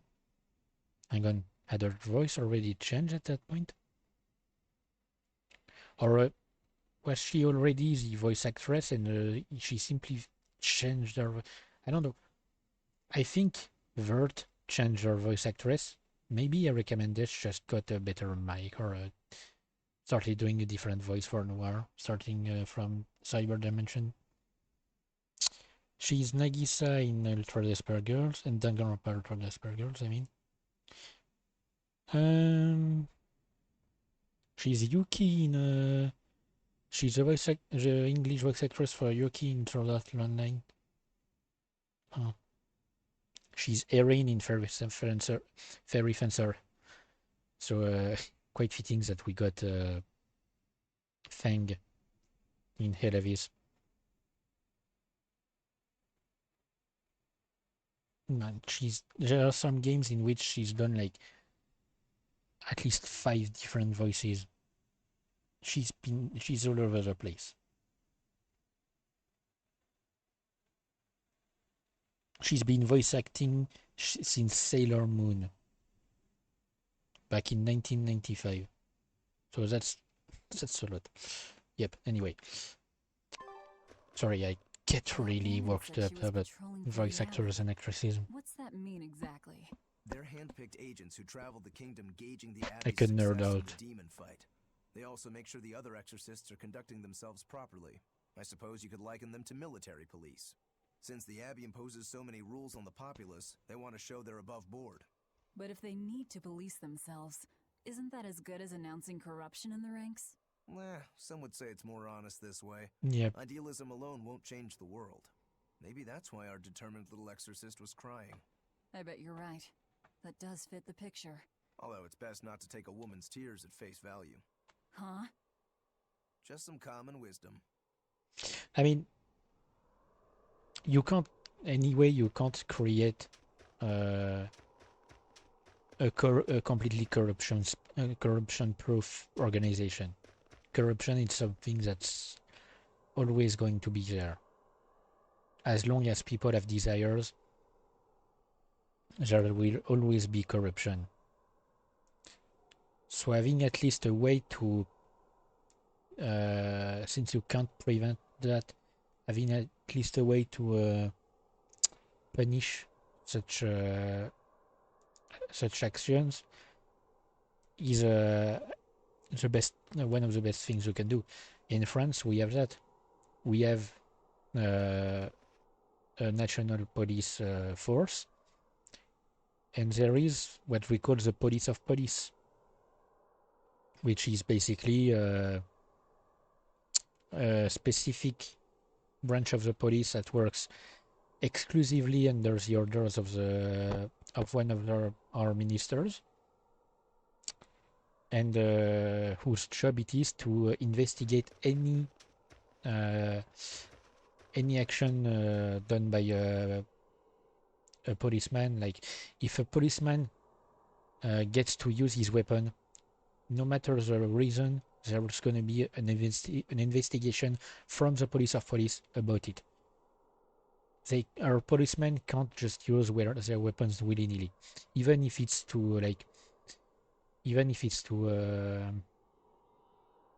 defend themselves. There's going to be an investigation to check if everything was if the protocol was respected, if there was a good reason, if the weapon was used really because it was necessary. These kinds of things.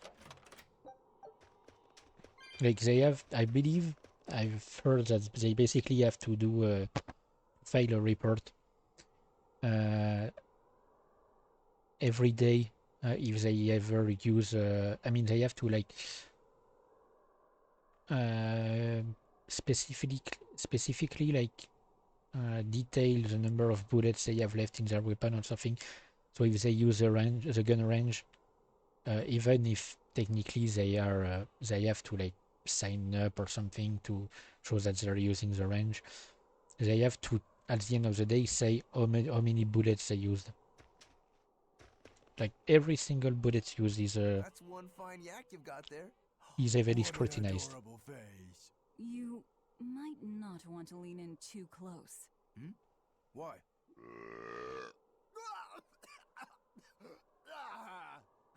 That is nasty! That's why.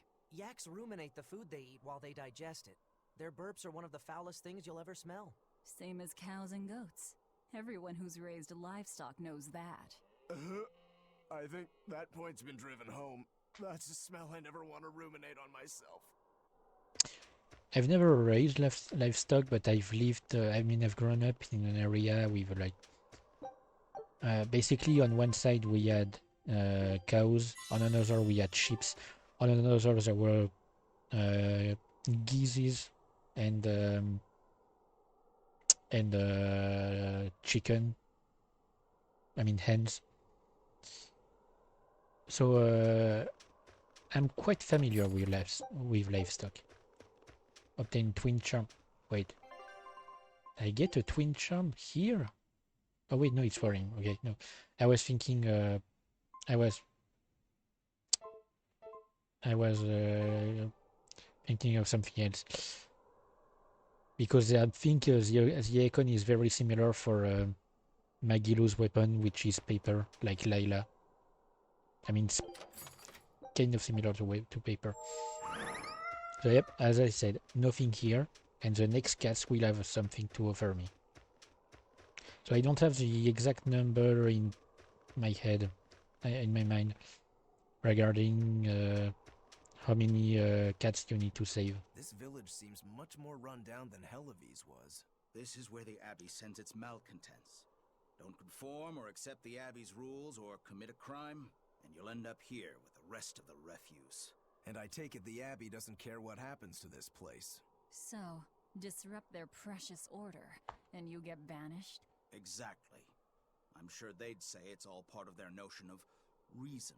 Oh yeah, that exorcist Eleanor said something like that. After the Advent, the exorcist showed up to quell the tide of demons and to restore the human world.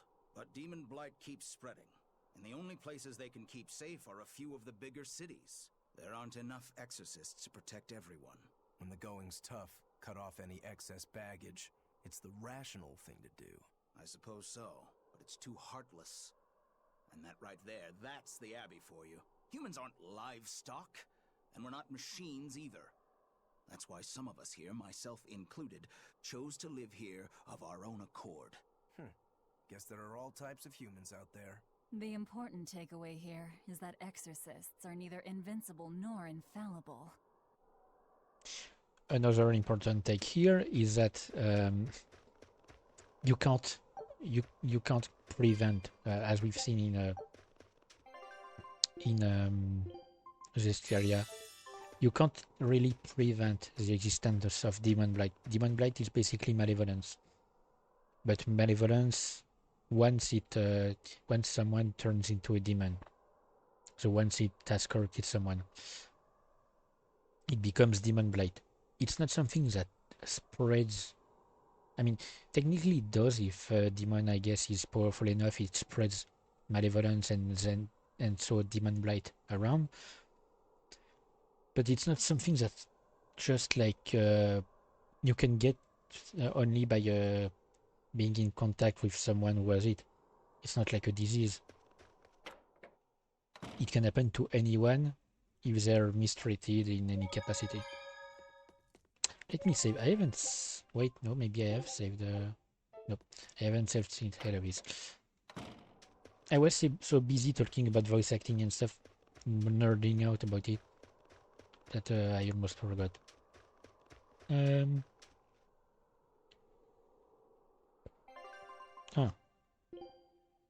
So what has he left behind? Some amber daggers.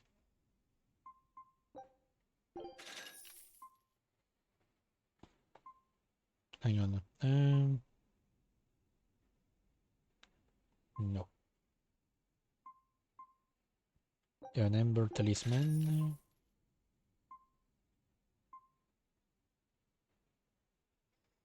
Okay, so it's waistcoats for men. For the armor. So the main thing I watch when I check the equipment is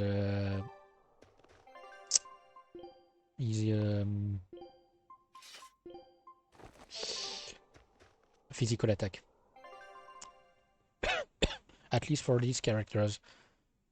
Once I get some characters that use magic, I'm gonna check art attack instead, or magical attack. I don't. So anyway, no, I'm gonna keep one. I said I was gonna keep one of each.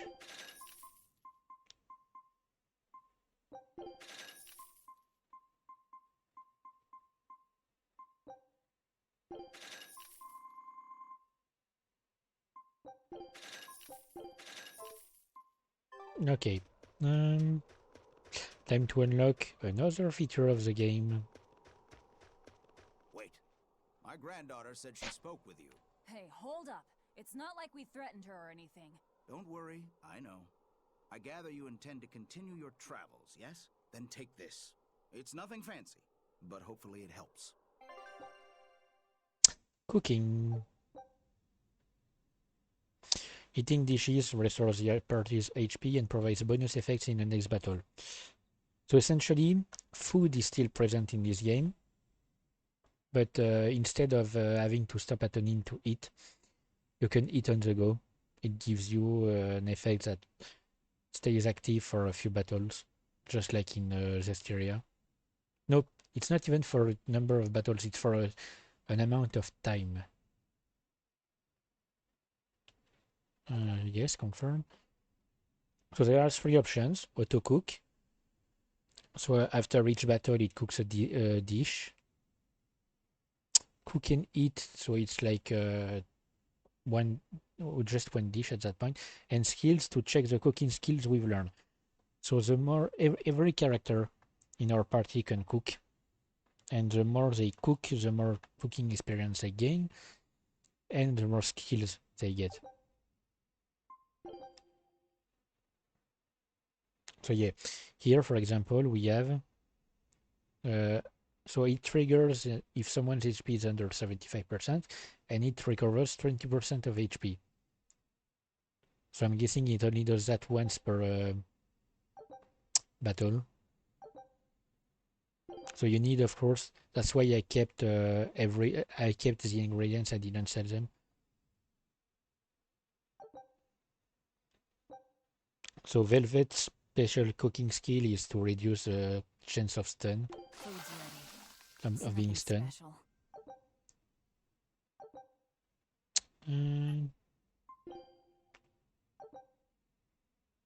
Yeah. So, now that hang hit on. the spot. Hey, Velvet, can I ask you a question? You can do whatever you want, but just because you ask doesn't mean you're getting an answer. So, about that whole apple thing, you can't taste anything? Not entirely. I can taste blood. Nothing else? Nothing. And I don't think I can feel full either. You don't think? You talk like you've never had a good meal before. I haven't. Not normal food, at least. Not since I became a demon. So, what have you been eating? Please. You were in that prison with me. I'm sorry. Forget it. This is just what I am now. As long as I have a recipe, I can still cook. And now I don't even have to worry about how it tastes. I suppose. Food keeps my strength up. That's all I care about. Yep. So basically, like, auto cooking stays active all the time, but you still need to have the ingredients. So I don't know whether I really want to use it. I mean, it's still useful.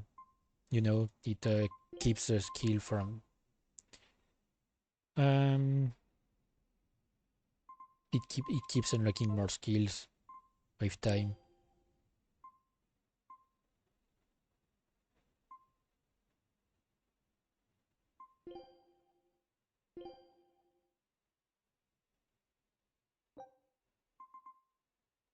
You sure you want me for this?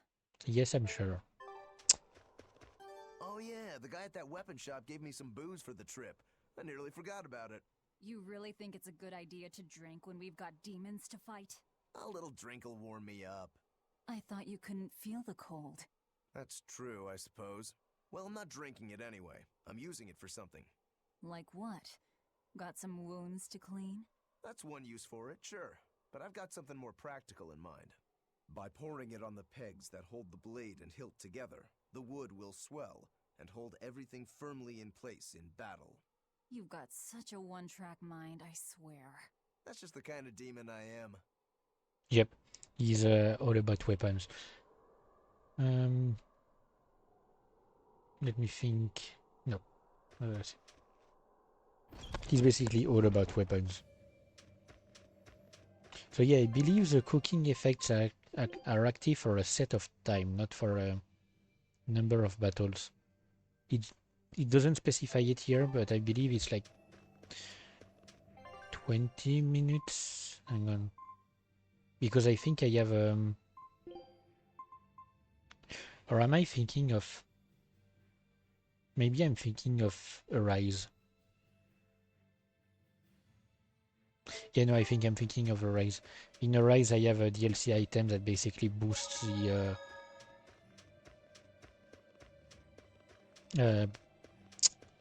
the time that you can keep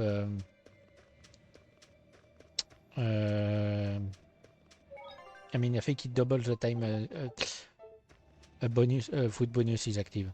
That's it.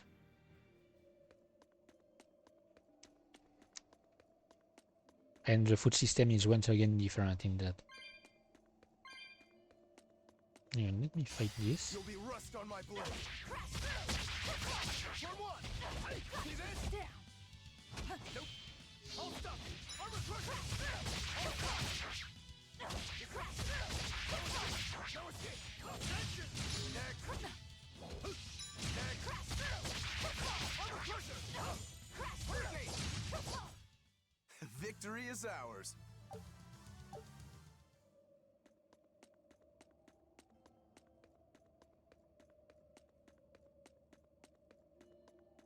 Hang on. I guess I could actually put my Otocook in a eat food.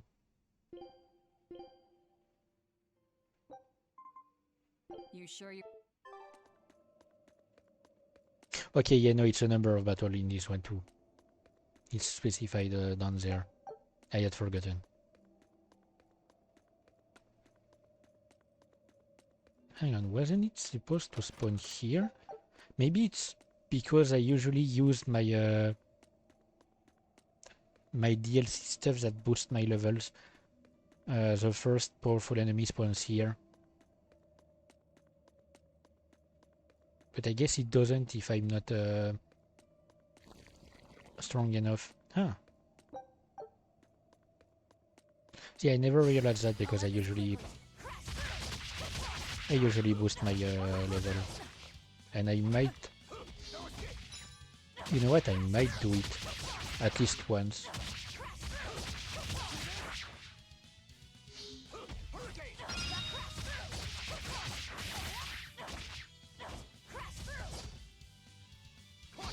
I mean, what's the harm in just using using what I paid for? Because I guess technically, yes, it can feel like cheating. It's just like I don't want to have to worry about grinding too much. And it's not like anyone is going to watch this anyway, so I don't really care actually. So you know what?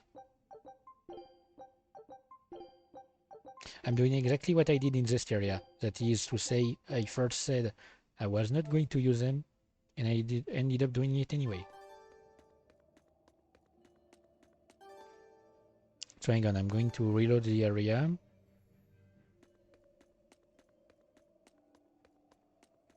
And see if the guy spawns.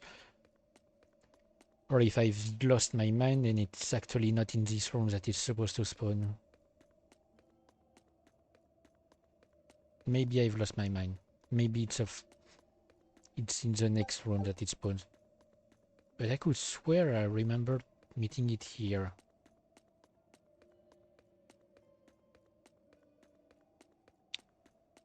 Am I really just... I don't know. Do I really have such a bad memory?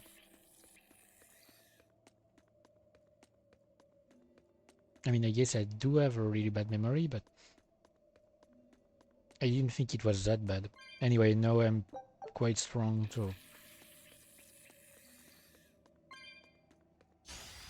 I don't have to worry that much about stuff.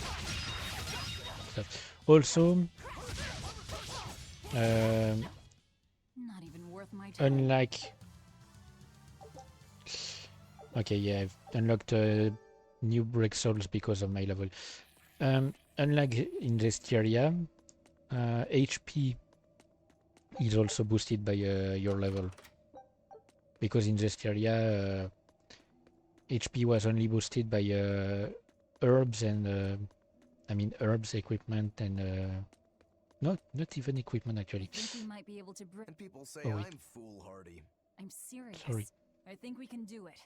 Are we not demons? You have a point. So yeah, in this area, HP was boosted by herbs and What's that smell? Oil? orbs. But here it's also boosted by levels.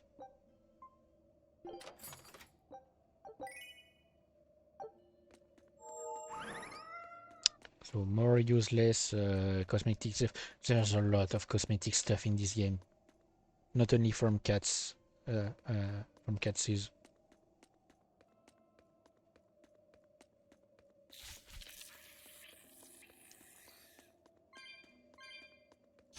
I'll finish this now.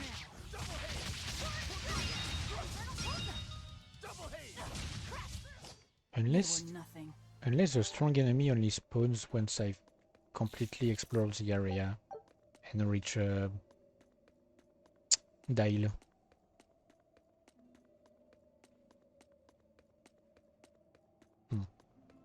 So it was tar we were smelling. Watch your step. You won't get out if you get stuck.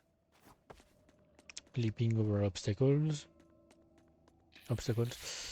It's one of the main obstacle type in this game, if I remember correctly. Hang on.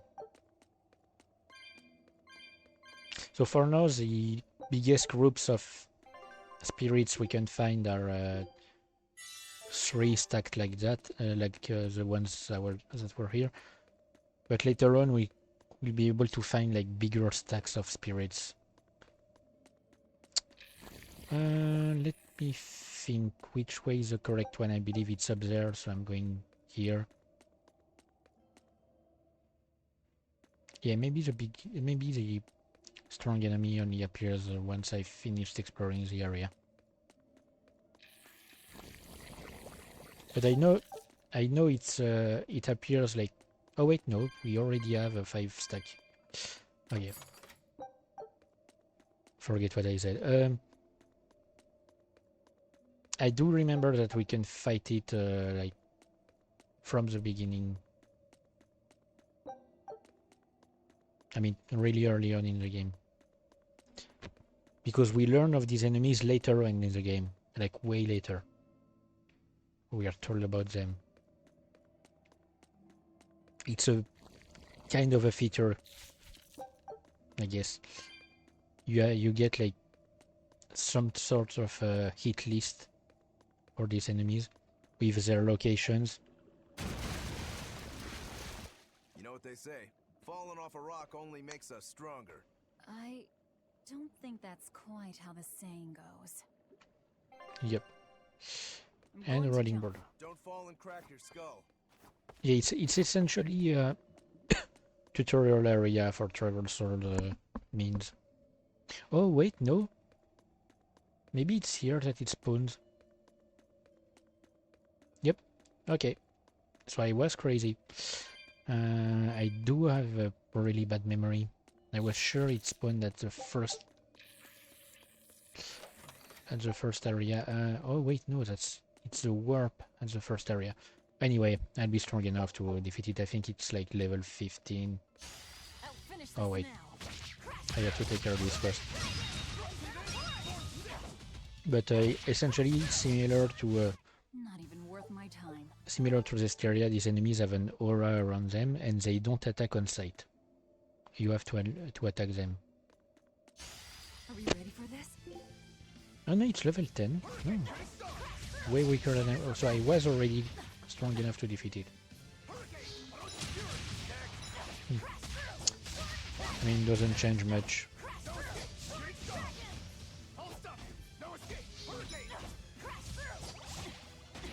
Like, aside from the fact that I have way more health, I'm pretty sure, like, my usual stats don't change a lot.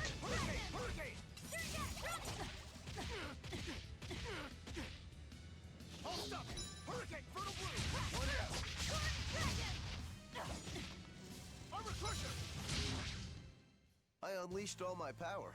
Maybe I overdid it. And so I get, yep, equipment skill mastery, it's still a thing. And an acrobat's vantite, which allows aerial recovery in combat. So that's a completely optional stuff to unlock. The last way to traverse some areas will unlock like in at least 4 or 5 streams. It will take you a long while.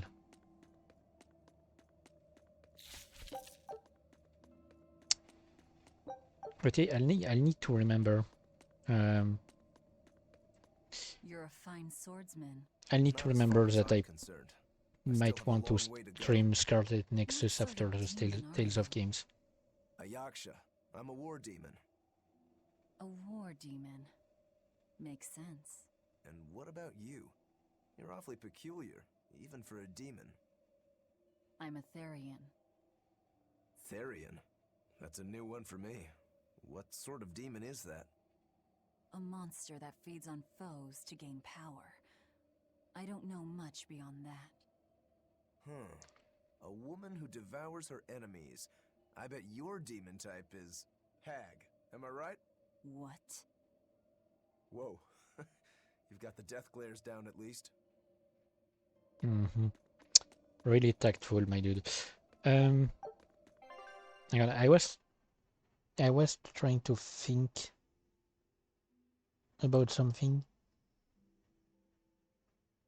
I was thinking about Scarlet Nexus since I was saying that I need to hang on.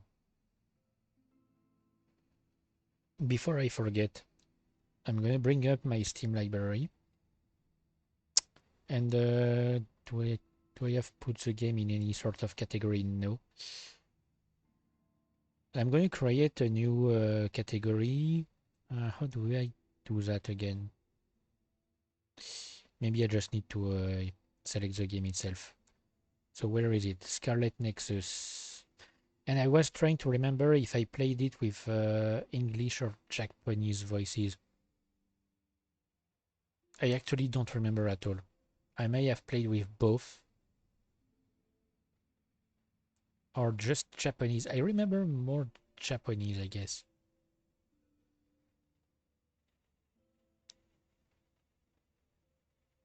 Let me think.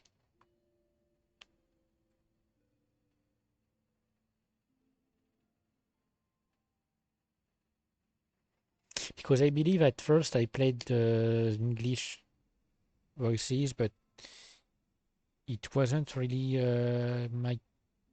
I mean, it wasn't really voices that I liked.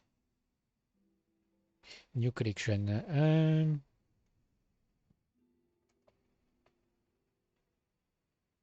Okay. I've added it to a collection that will help me remember that I plan on playing it. What sword style do you use? Who taught you? I'm self-taught. For being self-taught, you're really good. Your fundamentals are solid too. But then you suddenly throw out these kicks and all these other moves. It's really unusual. Like I said, it's my own style. And what about you, huh? What's with those two swords? You say that big one is your life, yet you never even draw it. It's best that I don't. Huh? Is that part of what you learned at House Urangetsu? Yeah, we pay our debts. That's the foundation of everything we do. I don't get it. Thinking of Scarlet Nexus, I believe there are... I'm really trying to remember, man. I believe there are multiple endings, and I got the best one. I might be wrong. But I think I remember. Don't remember the condition, though. But I'm gonna be honest. In some single-player games, only in single-player games, I have a tendency to sometimes try out some cheats. Like if I find the game too hard, I try out cheats. I have specific. I mean, I have my places to find them. To find some secure ones, like ones that are not viruses. I mean, but I only do that in single player. I'll never do anything like that in multiplayer games. And I believe Scarlet Nexus is one of the few where I enjoyed the game and the gameplay so much that I never felt the need to use any kind of cheat. Because usually it's like God mode or stuff like that I use. But in Scarlet Nexus I enjoyed it from the beginning to the end without any cheat. How's your sense of smell? Why do you ask? Those two senses work together. You know, like how if you pinch your nose while you eat, the flavor goes away? If anything, I think my sense of smell has improved. What about you? All my senses are sharper now. Still, being able to smell but not taste. You said Eutherians eat demons, right? Not what I'd call a pleasant diet. Look who's talking. What do you eat? I drink, mostly. That doesn't sound pleasant either. No, it sounds... Nonsense. That sounds really pleasant. Depth and variety. Every ingredient, every process alters the whole. The rich, complex flavor dancing across the tongue. The mellow aroma exhilarating the nose. But what would a child know of such things? Whatever. The only downside is, now that I'm a demon, the stuff goes to my head faster than before, too. Now that you're a demon, huh? I did forget that fact. Rokuro calling Velvet a child reminded me. She's 19, technically. Like, she doesn't seem that way at all. She seems like she's in her late 20s, maybe. She is 19 in the game. It's just like what happened to her has changed so much that she seems way older than she really is.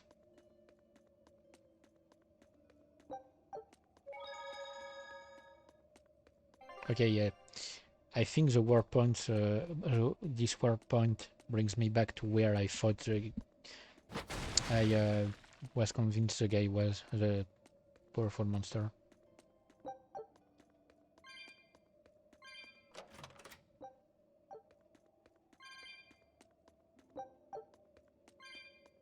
Okay.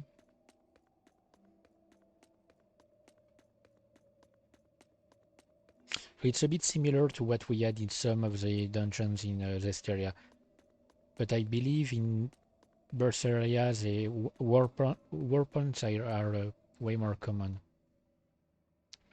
since you can't fast travel between save points. An exorcist. Did he slip and fall? I don't believe so. Like, that'd be a stupid way to die. He was thrown in. Hello, Dial.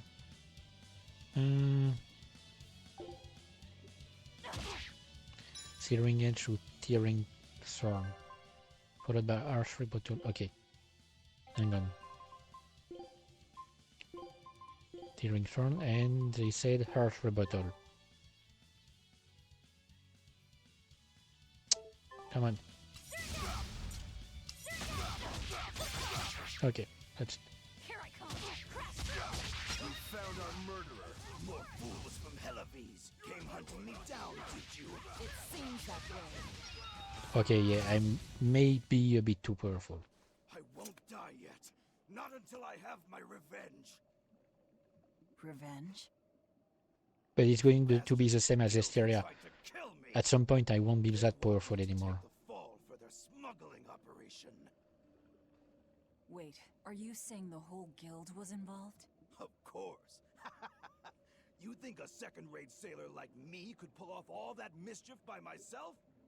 I mean, sure, I was in on it. Helping them wasn't without its benefits. He has a point. It would take more than one person to dig that tunnel into the warehouse. Problem is, our extra-legal activities were a little too successful. The Abbey was bound to notice us at some point. And dead men tell no tales. So they blame it on you and kill you to cover it up. Looks like it's not going quite how they planned. How do you mean to get this revenge of yours? A raid on Hellawes. I'll kill the lot of them. This I swear. That would be suicide. Do you have any idea how many exorcists are around? They'll hunt me down no matter what I do. I just want the guild to pay for what they did to me.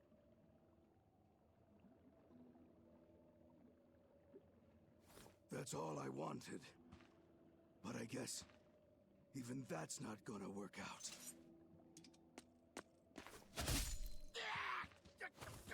Ouch. That has to hurt. We'll take Quite a Biz lot. back to town and tell him you're dead. That should be enough to satisfy the exorcists and get them to call off the search. But why? I have my reasons. We need a boat fixed for starters. Plus, if you stir things up after I leave, I imagine it'll slow down anyone who's following me. I mean, he's a lizard. It will grow back eventually. Hey. Sorry. Okay, a dinner bottle. Yep. So essentially, yes, it's lavender. Did I use the last? Yeah, I did apparently. Wasn't sure if I had used the last herb I had found.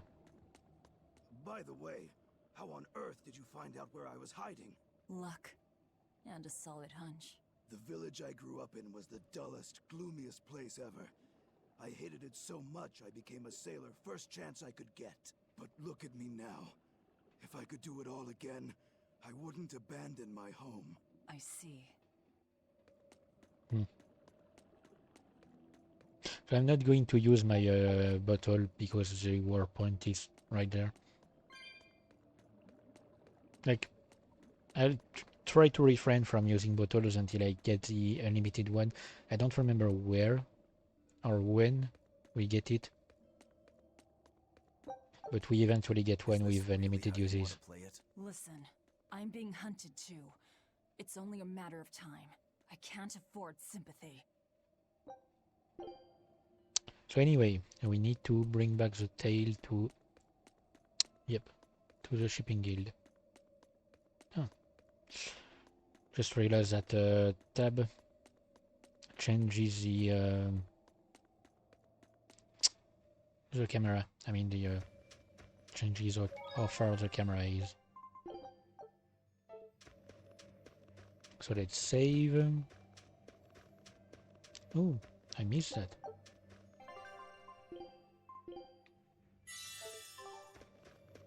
So yeah, there's no... in this game we won't have any... looks like there's a treasure chest nearby. I'll finish this now.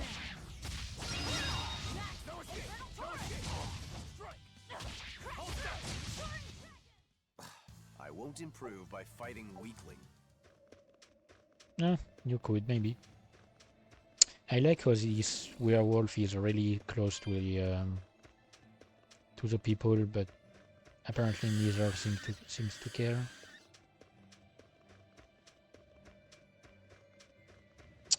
Seems like running in diagonal still helps a bit. Not much.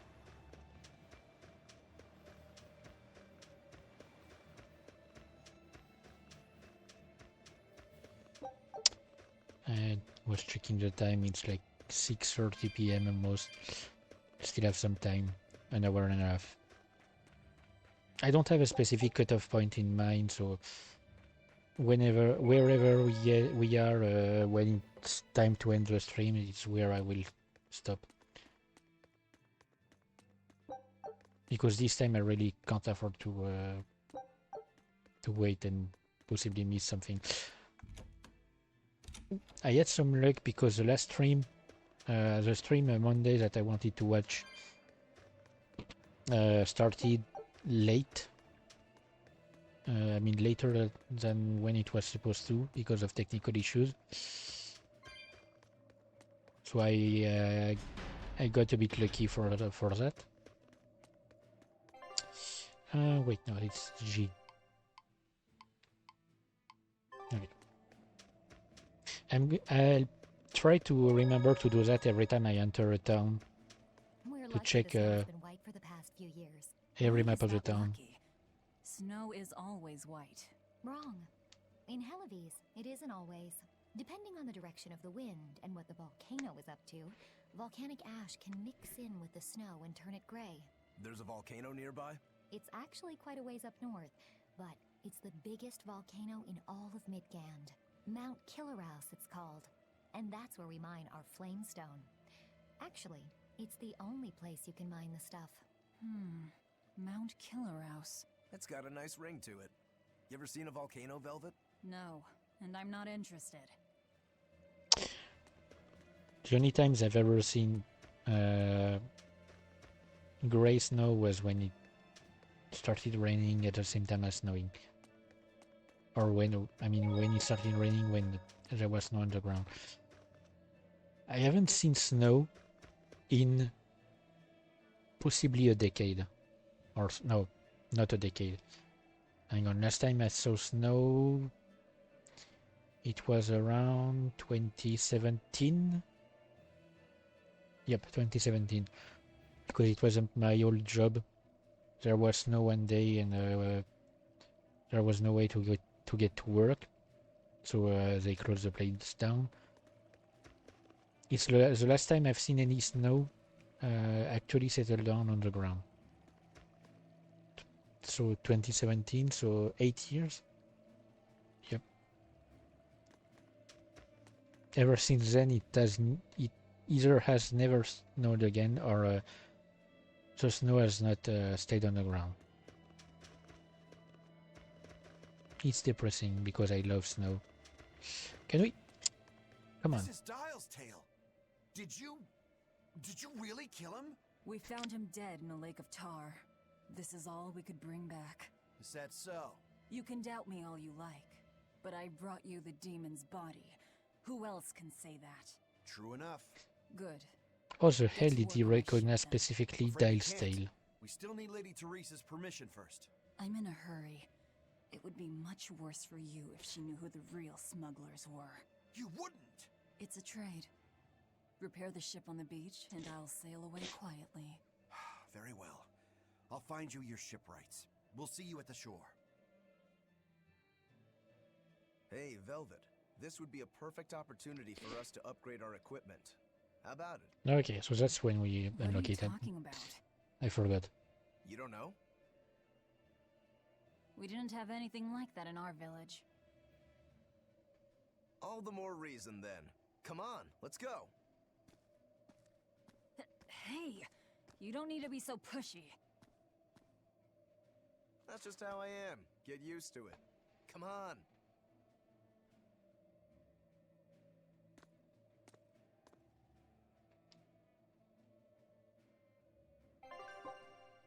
Okay, novice Mrs. Azerite, and as we get more Azerites, we'll be able to enhance further.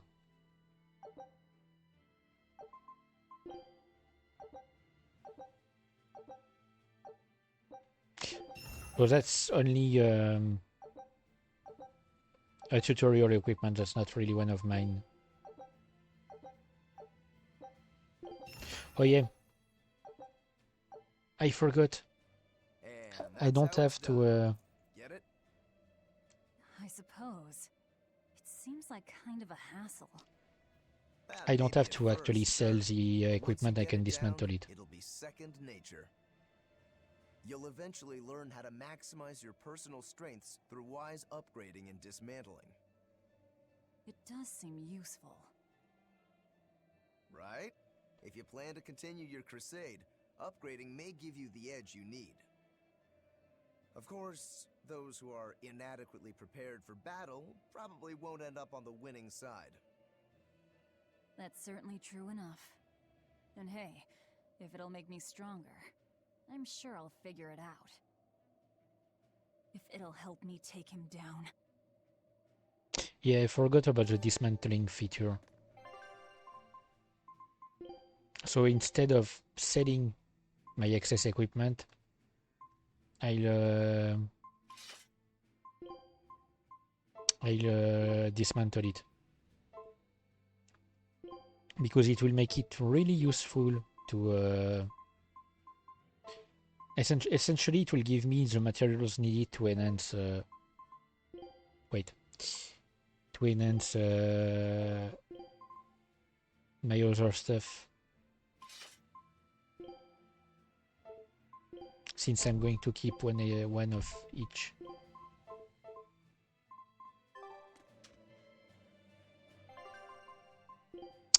So first, let's see if he has anything new.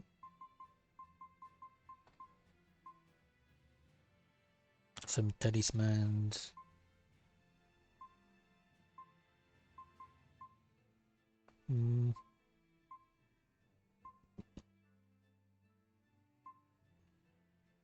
I mean, I guess some art defense, why not? Hang on. I was not checking the stats. I was lost in my thoughts. Okay, and now they sell some some ingredients. So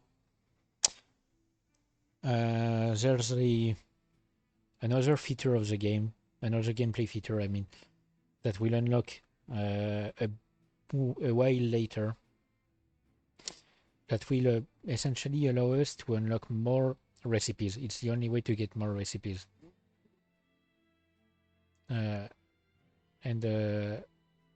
And so as we unlock different recipes, we'll unlock the ingredients in shops. So hang on. First, let me. What was it? Nope. Was it? Okay, this. Okay. So now I'm going to dismantle any excess equipment. So anything that I have in more than one.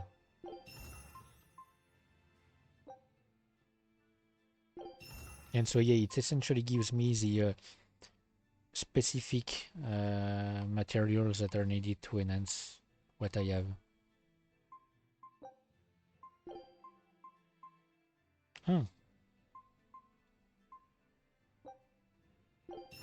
Doesn't give me quite the same actually. Okay, so if there's a random skill, it's balmy fluid, and if there's no random skill, it's odorless fluid. Okay. So now that I can enhance, I'm going to do it a bit. So the enhancement bonuses unlock randomly. There's a set chance, I believe, to unlock an enhancement bonus. I mean, the first one you always get when you enhance once, but I believe the rest are up to chance. Okay, I'm already almost out of ember fragments. I'm out of ember fragments, great. So it prevents me from upgrading some of the stuff further.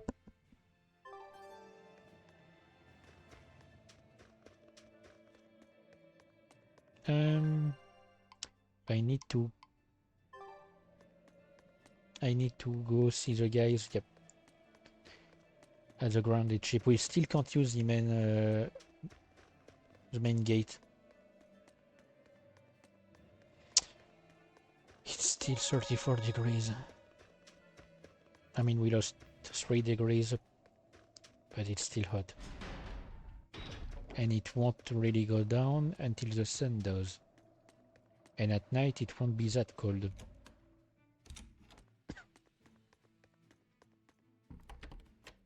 Well, it looks like we'll get the repairs we need. Maybe, but that's only half of our problem. Without a proper crew, we'll wind up shipwrecked again. We don't have time to find one, and we can't hire a ship without permission. We'll just have to do what we can. But we've seen where my sailing skills get us. I'm not forcing you to come. I'll do it alone if I have to. I wonder if there are any free sailors around. Okay, I just realized, because I'm an idiot, the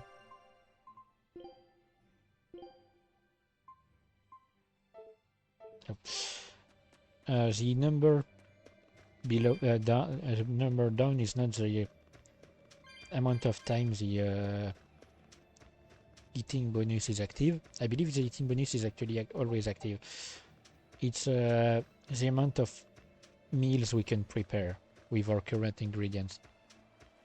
By the way, I know I haven't checked here.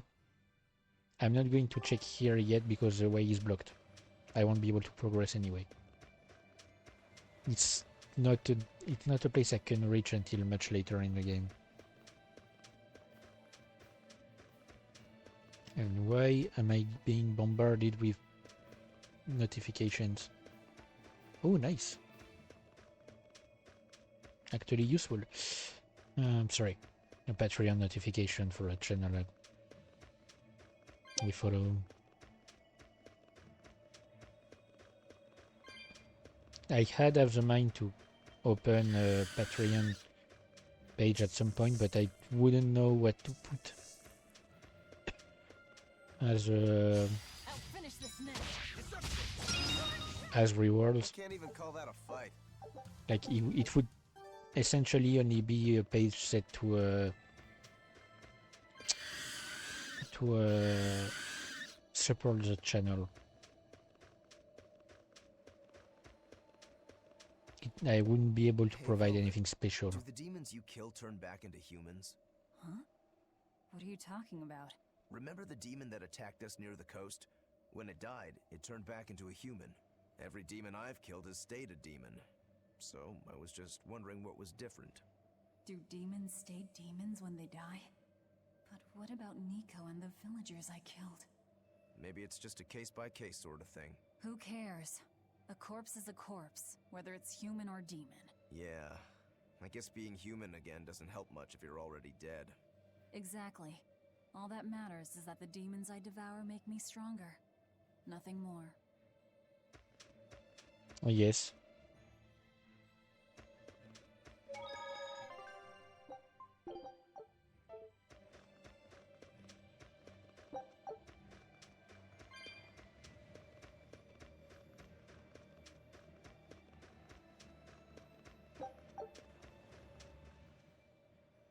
She's hopeless.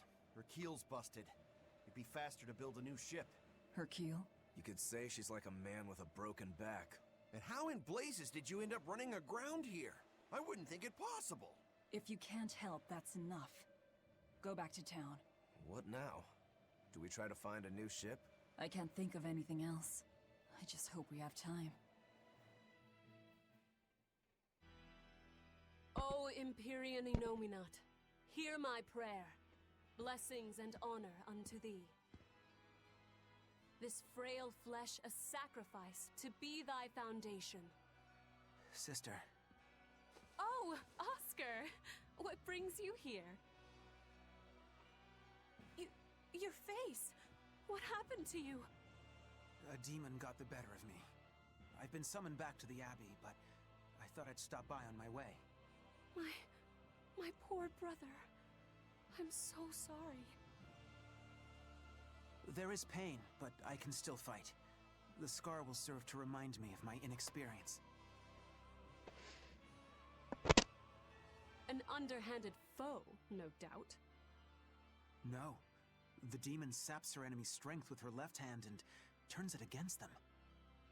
It was a girl with black hair and eyes full of fire. She poses a threat for even a seasoned praetor. Please, take care, dear sister. It was her! Teresa?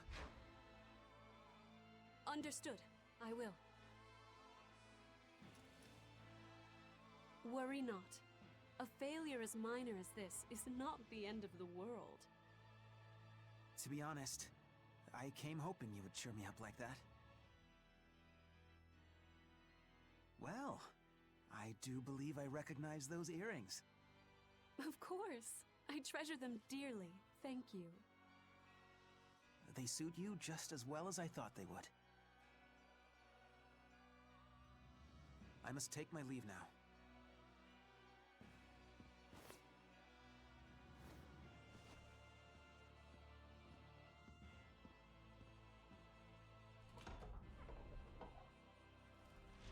Lady Teresa, we've captured a stowaway. I wasn't stowing away, you twit! I merely boarded without permission!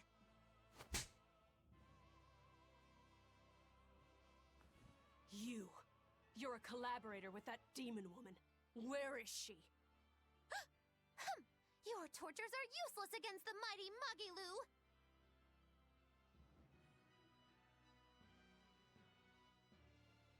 Because I'll spill my guts just fine without him. Of course. Gosh dang it, Maguru. Oh! So I was checking. Sorry, I did it again. I was checking Teresa's voice actress because her voice seemed really familiar.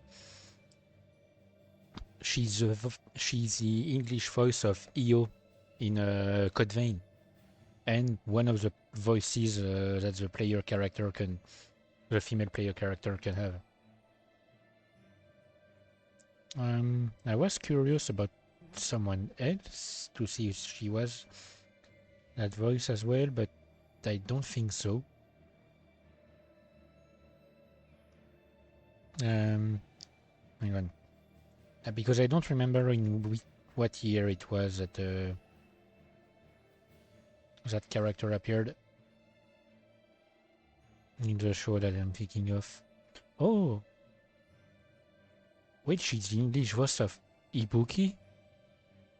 Miyoda in Danganronpa 2 and Danganronpa V3. She's the voice for Ibari in God Eater 2.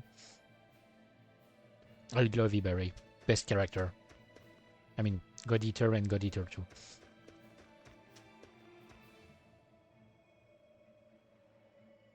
She's the voice of... Okay, she's the voice of the grape juice boy in like My Hero Academia. I've never actually watched My Hero Academia, but I've heard of the guy through memes and stuff. And I've already forgotten what I wanted to see. I mean, what I was expecting to see, rather.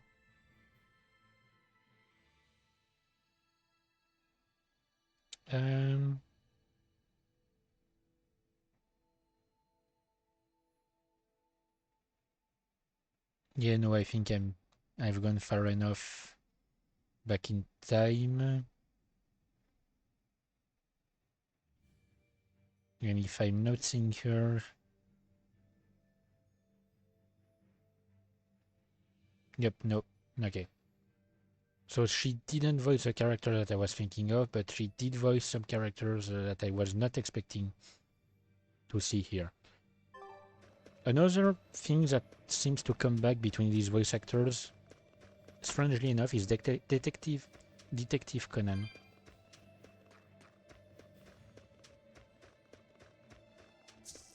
I used to watch this all the time when I was a kid.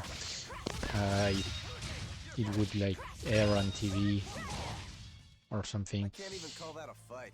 And there was a few mangas in my middle school library. It was quite violent. Like, honestly, the Detective Conan mangas were incredibly violent.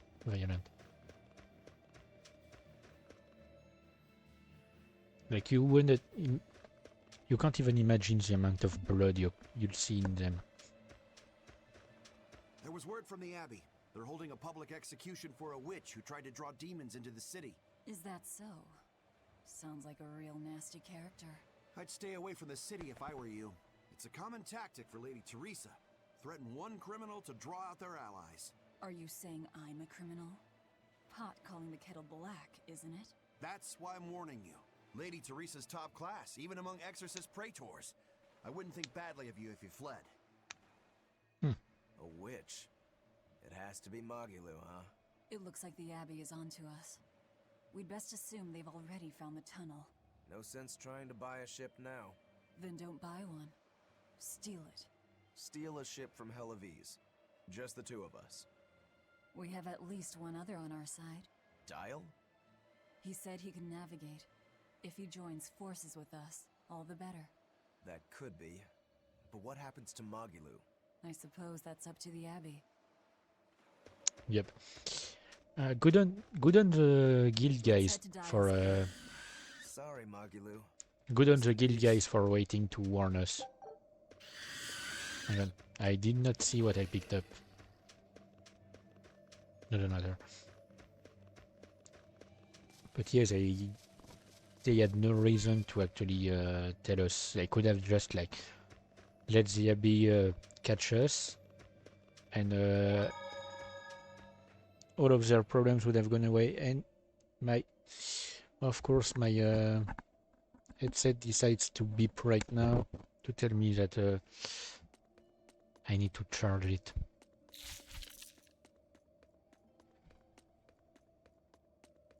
You really go all out, don't you?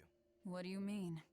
Look, you're using Dial, threatening the guild, abandoning Magilu. You see? I'm not abandoning her. She can take care of herself. Nothing stops you, does it?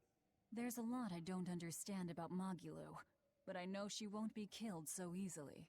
Besides, I'm sure she's already told the Abbey everything she knows about us. You're probably right. That means we need an ace up our sleeve. Like a demon they believe to be dead. And since Magilu herself doesn't know that Dial is still alive. Alright. One last good sharpening and I'll call this blade done. Do your blades need sharpening too? I'd be happy to take care of it for you if you want. No thanks. I was taught never to leave my lifeline in the hands of another. Sure. Sounds like you found a good teacher. I don't care if it's me who does it, as long as you're keeping them well maintained. Just in case you don't already know, after you sharpen your blades, you should rub them with clove oil and wipe them down with wool. Yeah, I know. I was taught that too. By the man who killed my brother. Oil and wool? I've never understood exactly what it does.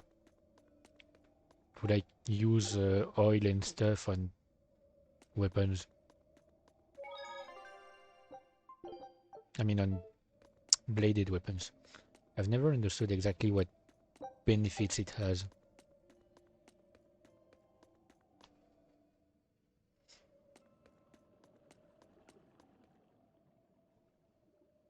What are you two doing back here? Things didn't work out. We'll lend a hand with your raid. Awfully presumptuous, aren't you? I'm a demon. Comes with the territory. You got me there. Ah, gods. I think that's the first time I've laughed since turning demon. But are you sure? It's suicide, you know. Maybe not. I have a plan. The exorcists have a hostage they're using to lure me into the city. Then we can sneak in through the tunnel into the storehouse. No. I expect they'll have an ambush ready there. So instead, we hit them with a direct frontal assault. You call that a plan? No. I call it a feint. As their forces converge on the front, a second group slips in via the tunnel, strikes the docks, and secures a ship. After that, the two groups meet up and we all sail away. And I want you at the helm. Answer me this, then. Who's making this frontal assault of yours? I will, naturally. That works. When? Tomorrow. Can we rest here until then? Make yourself at home. Nothing so comfy as a bed of tar.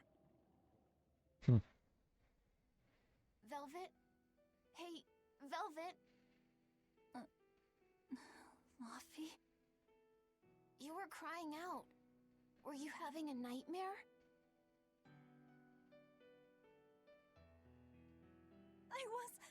Luffy, it was terrible. Hey, come on, let go of me. I have to go. I have something important to do. What's that? Arthur told me to come meet him at the Shrine of Tranquility.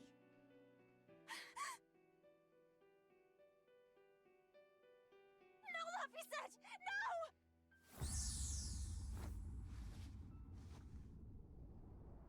Listen to me! Artorias is... He's going to... Are you alright? You were tossing and turning. I'm fine. It was just a dream. If you don't want to go with me, I understand. That wouldn't do. How can I repay you if you die? You are an odd one. Am I? I always thought of me as just me. Velvet, who's this Artorias? My target. He killed my brother. We're ready. Dial should be at the entrance. Let's get going then.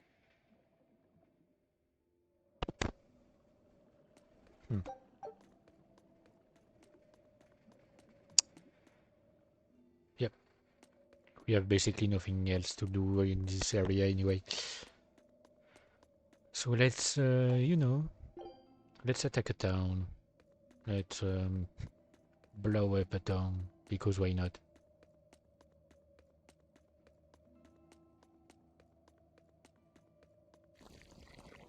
Sleep well? Just fine, thanks. And your special concoction? Ready for deployment anytime. By the way, I never caught your name. Velvet. We'll sail together if you live, Velvet. If not, at least I know what to put on your tombstone. You've got a sharp tongue. I've always been that way. Right then, we're off to attack Hellawes. I was gonna say something and got the answer immediately. I was gonna say I've never tried like controlling a different character and interacting with Dial to see if maybe it's the other character that talks instead. But since we heard Rokuro speak here, I guess it wouldn't change a thing. It would still be Velvet speaking with Dial. That reminds me. Where do you think that boy who took the compass ran off to? Hellawes, I'd imagine, since Malakim are always tethered to exorcists. That means we might run into him during our attack. Are you getting squeamish about killing the boy because you feel indebted to him for healing you? No. If he gets in the way, I'll take him down. But? I have to remember to thank him first. Right. Does that bother you at all? No, not really. I just know that Malakim don't taste very good. Malakim don't suit your palate? I'll call that a positive. I guess. Wait, I had already saved.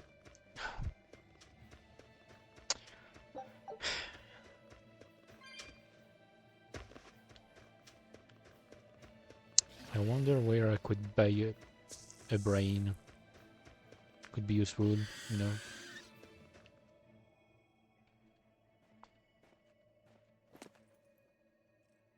Who goes there?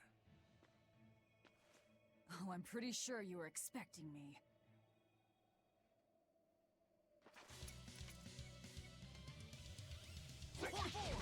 Oh, come on. I can't even call that a fight. Okay, yep. No, I'm not going to bother with this because I won't remember it and I'll never pay attention to it. Anyway. The townspeople are gone. I was right. It's a trap. It's a trap. Someone page Admiral Akbar, please.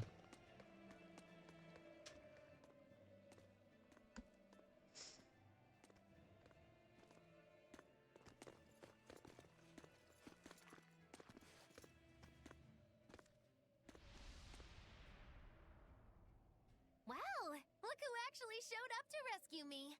Oh, you're more of a softie than I ever gave you credit for, demon lady. You're here. You're the demon that escaped the island? What if I am? You hurt my dear Oscar. You will pay for that. Slowly. Did you really need to wave your stuff around? Like, was it necessary?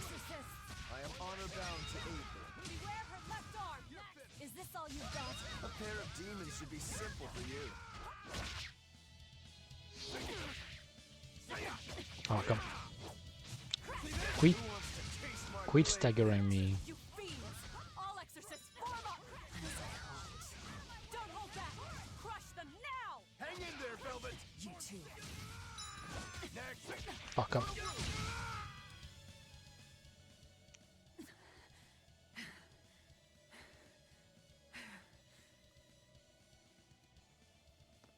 I admire your endurance, but you will regret this soon enough. Number 2.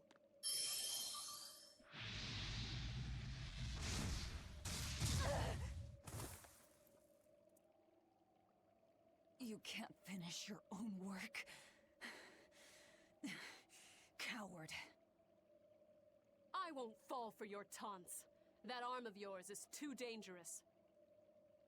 Besides, to dispose of demon filth, one ought to use an appropriate tool.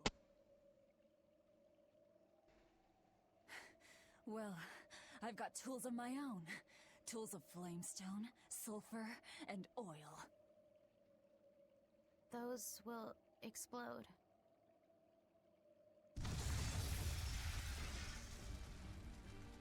Yep. Sorry, not sorry. Our stores of flamestone! Rokuro! I'm with you!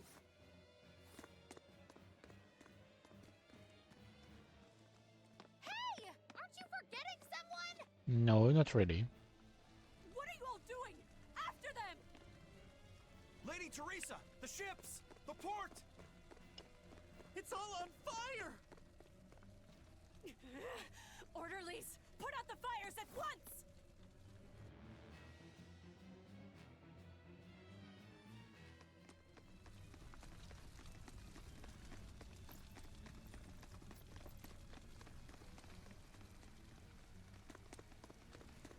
Move it! We're ready to set sail. Sorry, Kyle. Dale.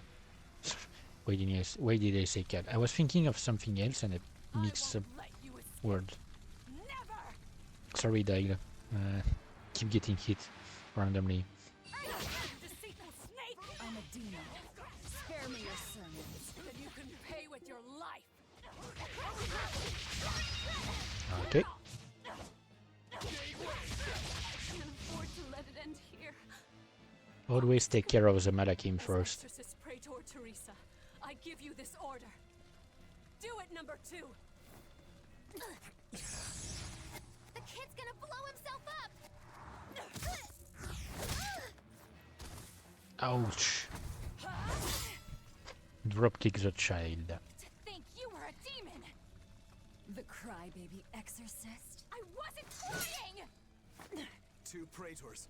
Not looking good.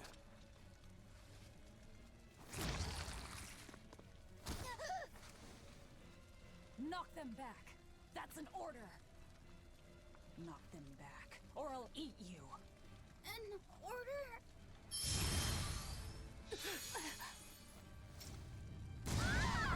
Now!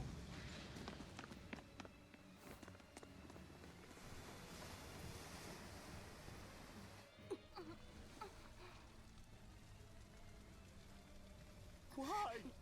Why would they do such a thing to us? We're finished! Hellawes is no more! Curse you. Curse you. Such ghastly demons. The Abbey, no. Lord Artorius himself must be informed. Nah, he doesn't need to know.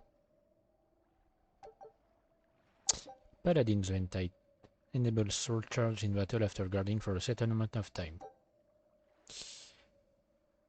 Okay, nice. Okay.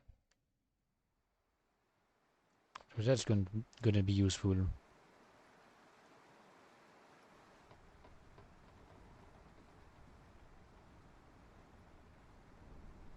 Well, that turned out better than I expected. Though we wound up with a little extra. Extra?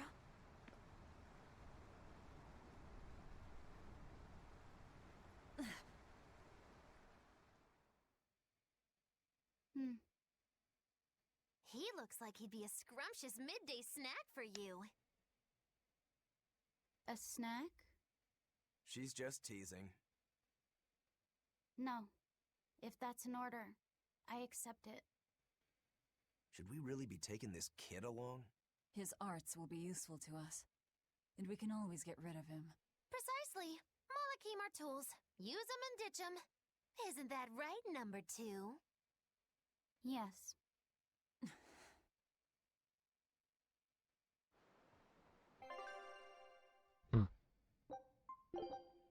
I forgot there are some places where it basically offers you to save instead of you having to do it manually.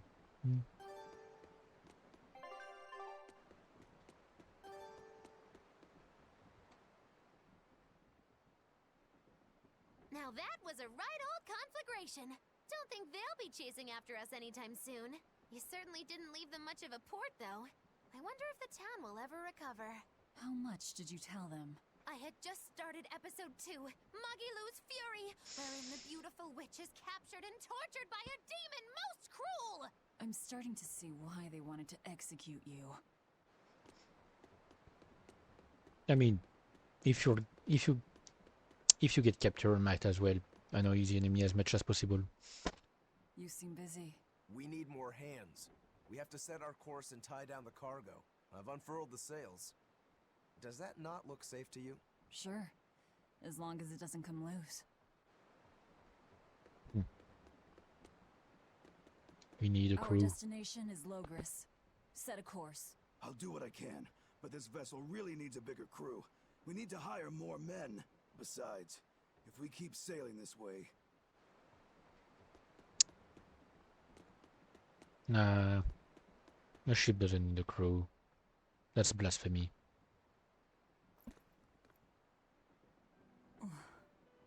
Velvet! How's our heading?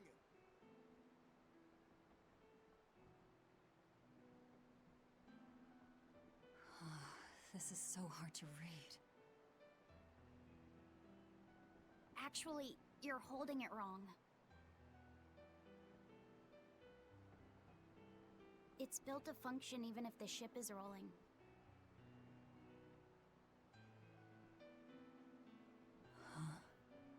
Velvet! The heading's fine! Kid, what's your name? Number 2. Not that. Your real name. Surely you have one.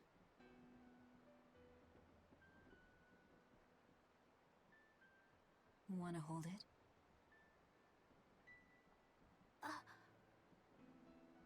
If that's an order... I'm asking you what you want. So you're ordering me to answer? Right. You Malakim would destroy yourselves as long as it was an order, wouldn't you? That is our purpose. You really are tools. In that case, keep your mouth shut.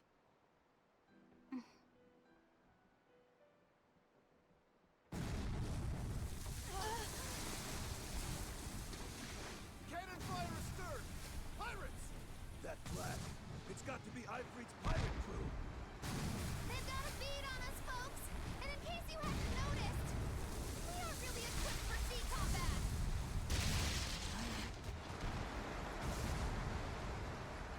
To land, then! We can fight them there!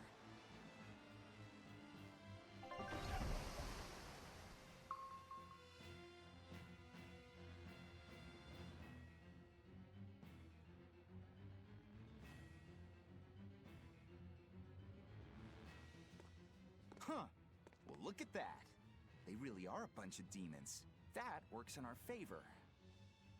You knowingly pick fights with demons? Must have a death wish. You're in trouble now that we're on land. Wipe them out, number 2. That's an order.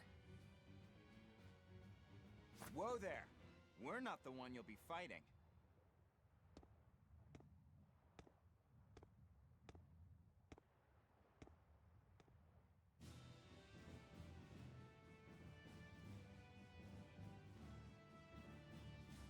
It'll be me. My man. A Moloch? No, I'm the Reaper. Let's go! What is this I love this guy. A sword, twin blades, and paper. No pendulum that I can see. Oh yeah, no. I remember now. Paper is used by Malak number 2, not by You passed the test. Magilou. Magilou uses like dolls or something. Aren't you the impudent one? Says the demon who torched Hellawes. You knew about that? I hope you realize we're doing you a favor. If you'd stayed on that course, you would have smashed right up against the gate of Vortigern. You guys are headed for Midgand, aren't you? That means you're gonna have to go through the Narrows up ahead. But the kingdom has a massive fortress there built to defend them, with a tremendous gate. A fortress. If this is true, we're in your debt. We desire to pass through as well, but we lack the strength. I propose we form a partnership. I'd be a fool to blindly trust the words of a pirate. Do you really want to see the gate for yourself? We won't stop you. We'll even throw you a nice funeral if you like.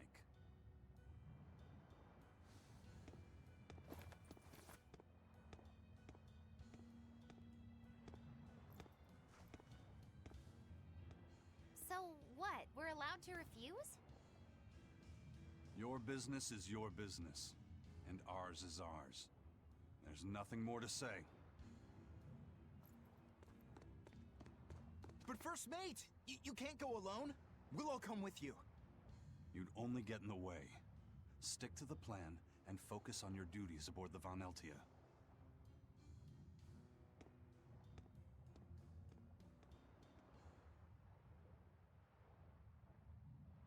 Pirate Malak, who's also the first mate.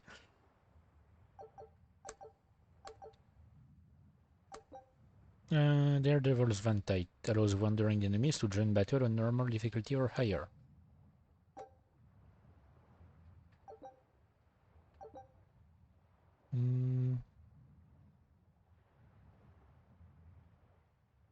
Oh yeah, the dire foes. I forgot about these guys.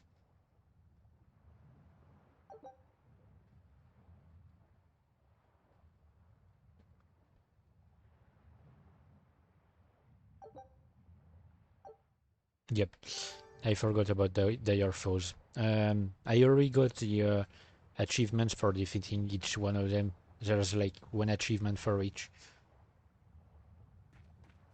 And basically, like, it's one dire foe per region. So there's one dire foe in Northgand, one in Midgand, one in Westgand, one in Southgand, one in Eastgand. It's really specific for each region. Tragically, your favorite witch is neither a sailor nor a warrior. All she can really do is look on. No argument there. Is the Gate of Vortigern really something that impressive, Dial? They've got a fortress and a patrolling fleet, but the gate is the real show. Even a battleship couldn't blast its way through that thing. Is there no sea route that avoids the Narrows? There is, so to speak, but it's a long way out into the open sea. We just end up shipwrecked. Yeah, and by one per region, and I don't mean that once you've defeated one, it doesn't respawn. They can come back. And what are you folks planning anyway? Like I said, we're getting through that gate. If you're not helping us, then the conversation's over. Is it possible to get through? If the First Mate says he'll do it, he'll do it. You sure put a lot of faith in him. He's a Moloch, isn't he? That doesn't matter. He's got the captain's blessing, and that's enough for us. Couldn't you ignore the Narrows and just sail around? Not now. We lost both our compass and several of our crew in an earlier attack. Compass? Huh. But in the end, we're pirates. If someone blocks our way, we can't just fall back. And that's what makes a pirate, huh? The pirates share our goal. I don't think we have any choice but to band together. True enough. If forward lies destruction and backward lies doom, sideways is your only option! And yet you don't feel like helping out. I sure don't. That Moloch isn't all he seems. Who knows what's up his sleeves? The kid's a Moloch too. Hey boy, you sense anything? We both have ulterior motives. In any case, let's go after him. So I believe we met a character in Zestiria who is voiced by the same voice actor as Benwick, who is this guy here. I remember pointing it out when I played Zestiria, but I don't remember which character now. It was an Egil? No, I don't remember. I've never really noticed or actually paid attention to the bird on his head.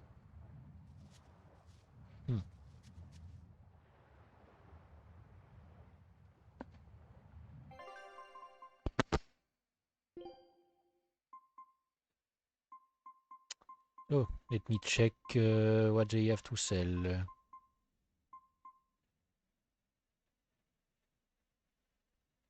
I guess I can get that for the kid.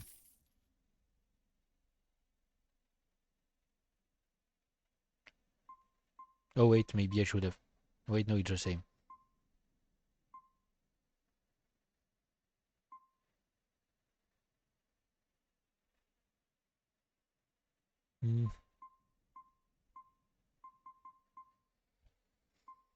Doesn't matter. Anyway,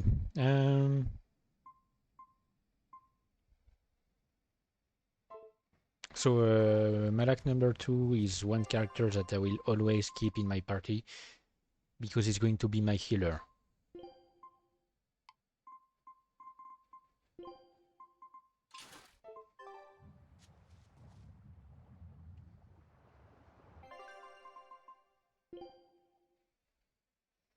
Do I have anything I could? I guess I didn't get much more equipment.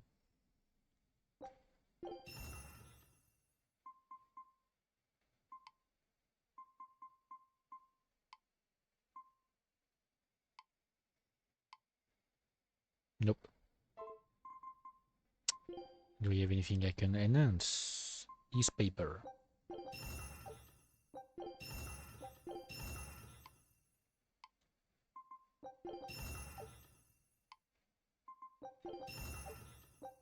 Ooh. Calcite, really. Calcite is a better material than amber. I know you probably won't listen to me, but you shouldn't get involved with Ifrit's pirates. Ifrit is the fiercest, most villainous pirate in all the seas. Every sailor trembles at his name. For a demon, you're pretty wimpy. Demon or not, scary is scary. So this Ifrit is that tough? You bet. Rumor has it he's an unrepentant troublemaker and is as strong as an ogre. His gang are all fearless, wild rogues. They've turned the tables on the Royal Navy time and time again. And best of all is their ship, the Von Eltia. She's a legend that's traveled to distant lands across the sea. Nice. Sounds like I'd get along with them just fine. You seem to know an awful lot about them yourself. Well, it's just that every sailor dreams of being as wild and free as Ifrit and his pirate crew. I guess. Hey, I can dream, can't I? Demon or human or even lizard, we all got our fantasies. I guess. And I missed what I wanted to say. I wanted to comment on one of the things that was said in the conversation and I already forgotten it. Yep. Okay, yeah, I remember. I don't know why, but the fact that he used the word troublemaker specifically, to me it's not a really strong word. Like, it's not the kind of word I would expect to talk about, to be used to talk about a really scary, a really ferocious pirate captain. Like, troublemaker feels more like the kind of name you give for a kid who does mischiefs around his little town or something. Great, the spiders are back. Hope you guys like them. Ooh, some shrooms. Who doesn't like shrooms? Oh yeah, and there's these things too. Forgot about them. So yeah, pirate Malak, as well as not only a pirate, the first mate of the crew. For those who are not familiar with like old sailor, who are not familiar with like pirates and stuff, and maybe I don't know if it's still a thing nowadays, but first mate is basically like the second in command. When the captain is not on board, the first mate is the one in charge, and technically, like even if the captain is on board, the first mate is usually the one that makes sure the crew follows orders.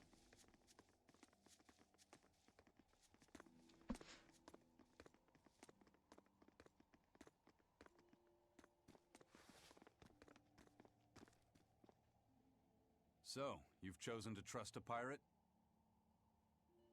Not for a second. But if you're prepared to lend us the use of your ship and crew until we reach the capital, we'll help you. I'll agree to those terms. But there's something I should tell you first.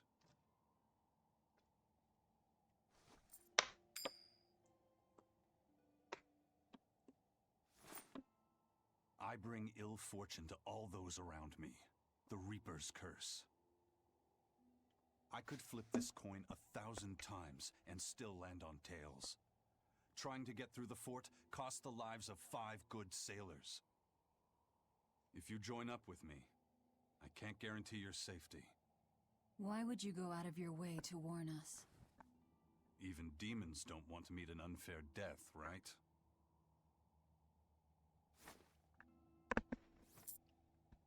If you still want to come with me, just know the risks.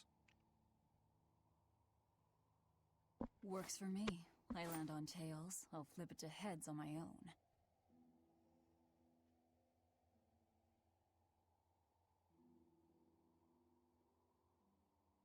Your name? Velvet. This is number 2.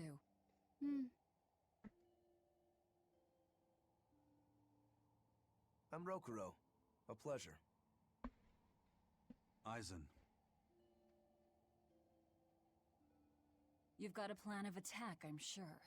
Let's hear it. To put it bluntly, Vortigern is impregnable. It won't fall to an attack whether by sea or by land. So, no plan? Wait, what about both at once? Exactly. First, we send in the Von Eltia to draw their fleet out of the Narrows. Then we slip inside and open the sea gate ourselves. The Von Eltia will then break away and rush back into the channel. We'll climb aboard and push through. One slip and we're all as good as dead. Then don't slip and we're not dead. Walking with the Reaper, huh? The plan is already in motion. Let's move. This cave leads to the fortress. And if you've seen, if you've watched Tales of Zestiria, my Tales of Zestiria streams, you'd recognize the name Eisen.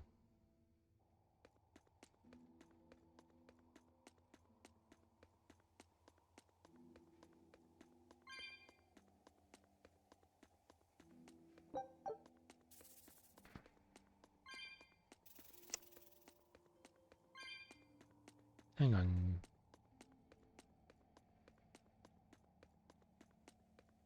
I'm trying to remember if I wanted to say something or not. Like, it's not even, I'm not even at the point where I want to say something and forget it. I forget if I wanted to say something. I might, I don't know. I might have had something to say but forgot about it. Look at all these vines. They're too tangled to cut through. I'm carrying some flint. Just burn through it. Do you really think this is a good place for us to start a fire? Normally, no. But we're also demons in Malakim. Get what I'm saying? Yeah, we're not exactly normal ourselves. I guess so.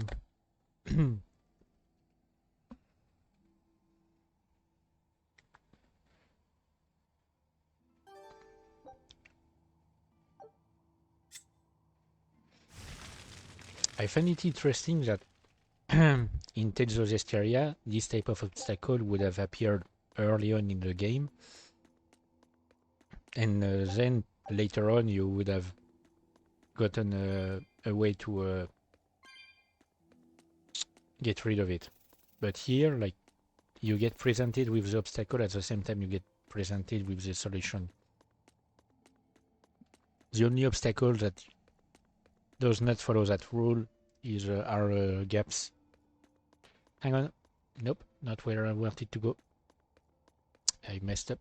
Wanted to go up there. But yeah, here it's the opposite. I guess I should do at least one battle with Ivan on my side.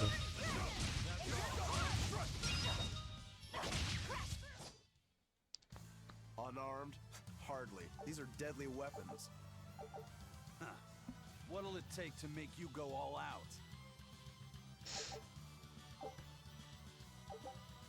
So, also, another thing I wanted to say. This team, even when we get our last two members, Magilu and another character that will join us later, these four will be my main team anyway. Like, maybe at some point I will put Magilu because she's essentially, I mean, as a witch, she's basically using magic. Oh, wait, actually, I didn't have much to do here except for getting Rosemary. But yeah, I might put a bit Magilu for some fights, but most of the game my team will consist of these four. I won't bother with changing it much. It will be the same in Tales of Arise. The first four characters that will join my team will basically be my main team for the game. And the last two will be my reserve characters. There's a big difference though between Zestiria and Berseria and Arise. It's that in Zestiria you had like 6 characters, 4 on the screen, but you could not.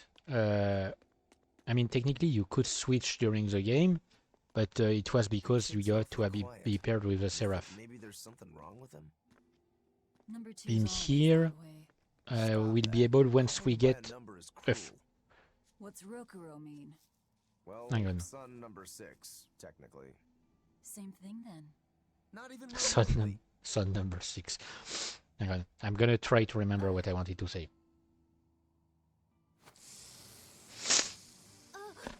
Once we're done with the cutscene.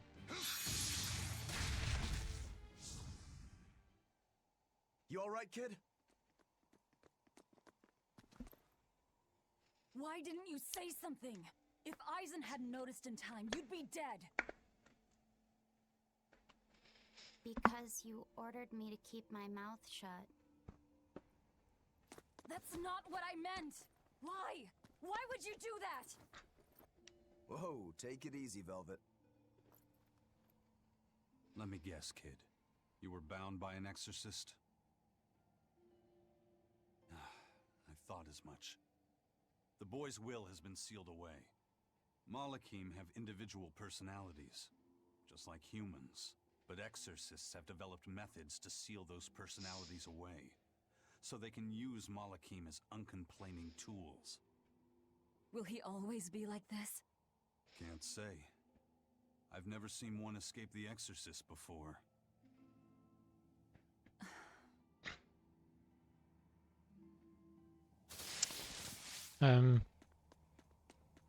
So anyway. Kid, if you're ever in trouble, speak up, okay? If I'm in trouble? Anyway, wait, okay, you know, I want to check the other side first. So yeah, in Zestiria you had, during a fight, you could switch the Seraph that was with you. And technically there was a battle action that allowed you to change the Seraph of the other character. But in here, once you get your fifth character, and it's the same in Arise, you become able to change with with one of your reserve characters during a fight, but only with reserve characters, not with the ones that are already. I mean, technically, you can actually control the others. Like if you go in the menu or something, you can change who you control at that point. But yeah, during a fight, you get like shortcuts to change the character, to change with one of your reserve characters. You said exorcists bind Malakim's free will. Yeah. We've lived in this land a long time, and we're our own folk, just like humans. Only a small portion of humans, those with strong resonance, like the exorcists, were able to perceive our existence. But the Advent changed that. Now Malakim can be seen by ordinary people. We're being robbed of our free will and made into obedient tools. Humans praise Artorias for providing a miraculous new weapon against demons, but Malakim aren't mere objects. Malakim aren't things? They are. As far as Artorias is concerned, Malakim, demons, and humans are all nothing more than tools. Everything in service to his utopia of reason. That's all anyone is to him. Even my brother.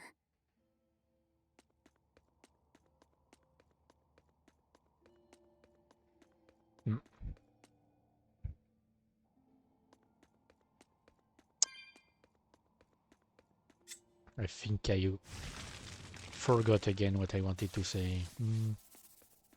Yeah, so I guess I guess like what happens here in this game with Malakim being robbed of their free will is one of the reasons why places like Elysia became a thing in Zestiria. Basically, Malakim or Seraphim, and then choosing to isolate themselves from humans to avoid being made into tools once more.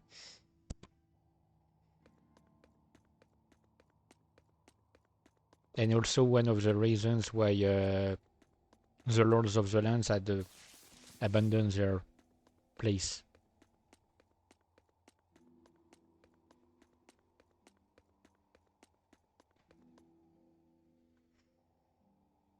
Yeah, because yeah, I said it before, but these games get darker and darker the more you progress, the worse things you find. And the darkest of the three is Arise. Like there are some really messed up things in Tales of Arise. I mean, I guess technically we already had messed up things in this area with the kids. Just stuff about the kids, and here at the start of the game with Laphicet and the village inhabitants. I wanted to say the village people, but then I realized that it could be understood as like the band. And I decided no, probably not the best way to say it. And here are you our favorite little sellers. No, you got it all wrong. I'm the White Turtles. Sorry about spooking you, Zol. If you're not a demon, then perhaps you're a Moloch. Nope, I'm just a plain old Turtles. Nothing more and nothing less. I'm sure you guys have lots of questions about me, but for now, I'd appreciate it if you could hold off on them. Right. Sure, if you insist. Much obliged. The Turtles are traveling merchants of considerable savvy. Their services could be quite useful for members of the underworld like us. So they don't sell maps in this game. Sounds handy. You betcha. And at old White Turtle shop, we believe the customer's smile is what matters most. That being said, this being where it is, my prices unfortunately might be a little on the high. Oh no, you're going to give us a bargain. I'd love to do that, C's. But when you do's business out in remote areas like this, the costs add up and, well... You're just taking advantage of the situation. I can't entirely deny that, but... Then that settles it. You'll do business with us at market prices, and that's final. We should seal the deal with a smile, too, since it matters so much to him. Like this. Much obliged. So yeah, in this game the turtles are not do not sell maps. Hang on, I'm checking something. Okay, so in this game they do not sell maps, and we basically bully them into selling us at a reasonable price. So you see, as I said before, it's the shop is already level 2 because it's the same level as any other shop, and it's basically the same. It's basically the same sort of stuff. They sell the same stuff that any other place.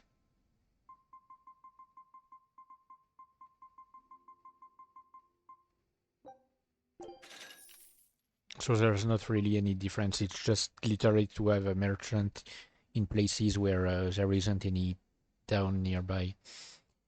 Do I have anything to dismantle? Nope. I should, before I forget, I should. Oh, I could that one twice and instead. No matter.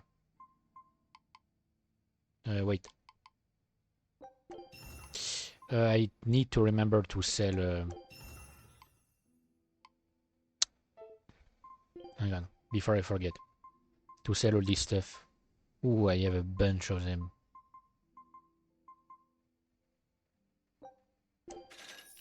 It basically like, ooh, it gives me a profit compared to what to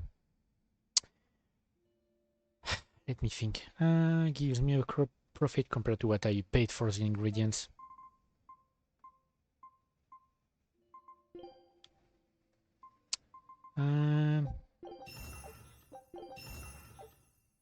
Yep, see, I was lucky with Aizen and I got the second enhancement bonus on the second enhancement. But it's not going to always be the case. Okay. So that's done. What time is it? Let me check. We'll still have like 20 minutes or something. You sure know how to drive a hard bargain, Velvet. What else was I supposed to do? Would you rather I devoured him and swiped all his stuff? You're more frightening than the Reaper. Still, that Turtles was an interesting guy. It's a big world, kid. A lot of strange folks out there. So I'm discovering. He probably took one look at us and thought the very same thing. Yep. A demon, a Moloch, and a Reaper. We've got it all. Ain't that the truth? Yep. And it's true, it is a very strange world. What are turtles, anyway? Some sort of turtle men. Yeah, but what are they? They are what they are. All you need to know is that they're good at peddling things. They're probably just called turtles because they wear all those sea turtle shells on their backs. After all, Rokuro means sixth son, and that's what I am. I was Teresa's second tethered Malakim, so I was number 2. That's a title, not a name. Huh? Would someone just give the kid a name already? A name? For me?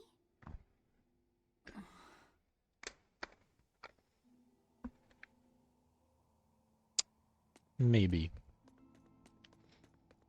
Maybe at one point we'll get some.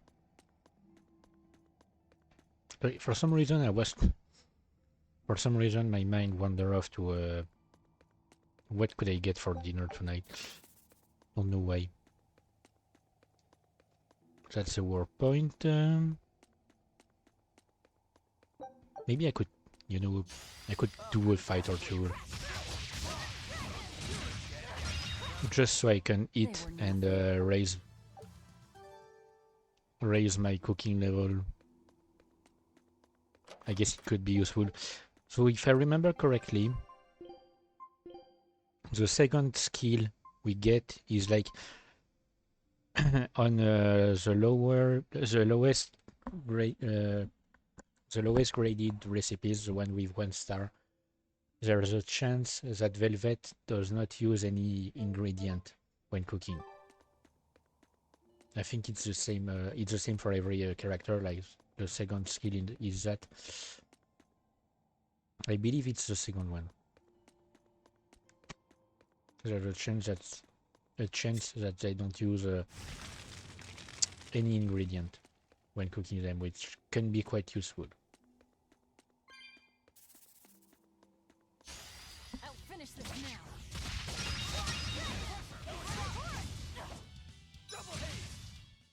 I can't even call that a fight. I was gonna say I could at least farm some grade for New Game Plus, but I don't really plan on doing New Game Plus on this save. So same thing for Zestiria. I won't do a New Game Plus with that save. Might do with my other save since it's in hard mode and it will unlock insane at some point. I still haven't. I've been fighting much more on that save, but I still have not unlocked a higher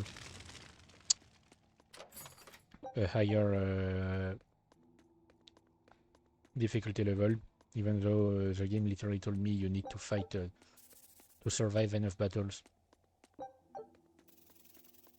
to unlock a higher difficulty.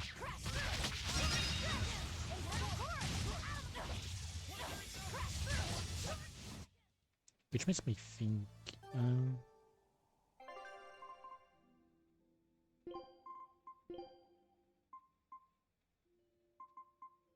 Nope.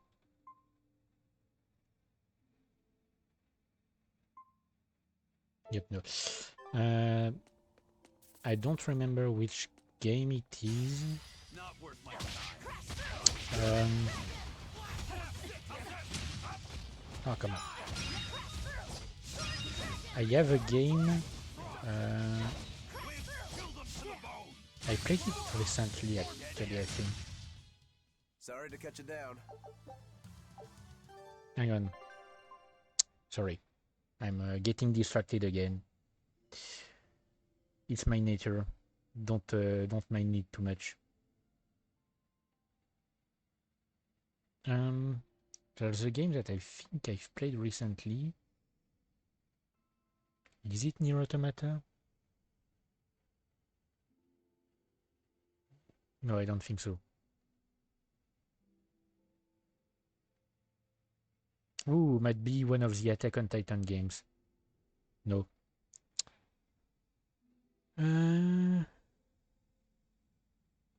Okay, I don't remember. Doesn't matter.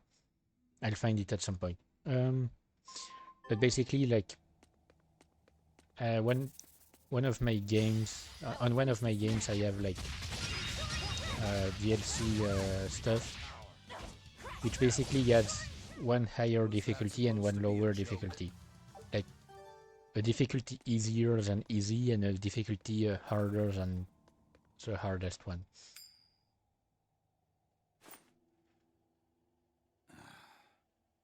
Looks like Ifrid's first mate has a strange superstition. It's just a habit. Only comes up tails anyway. What land did that coin come from? I've never seen a coin with a goddess on one side and the Reaper on the other.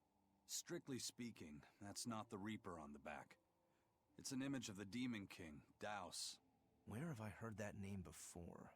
Martel the goddess, and Daus the demon king.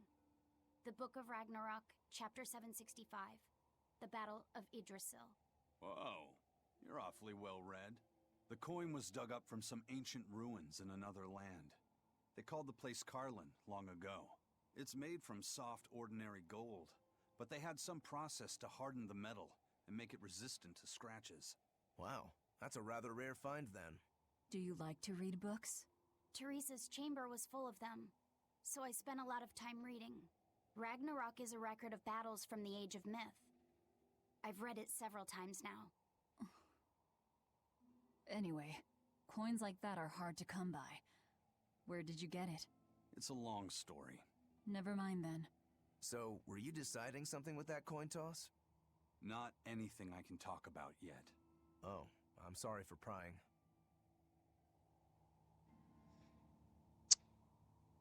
Okay, so I wanted to find which game I was thinking of about the whole difficulty things. It keeps bringing up Lies of P that I don't own, and that's why. So it's definitely not this one. Oh wait, no, might be Fairy Fencer F Advent Dark Force. I think it is. Fairy Fencer F Advent Dark Force. There's a DLC that adds new difficulty settings. Yep, that's that. Because I had the I could see the main menu in my mind. I just could not recognize the. I mean, could not remember the UI.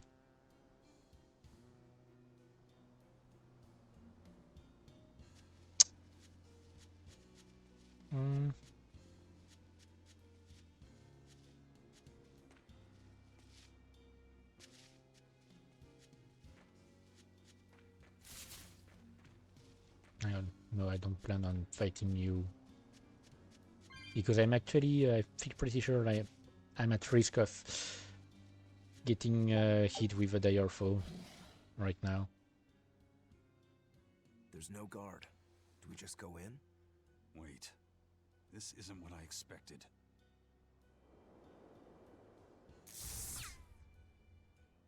There's a barrier over it? They changed the security.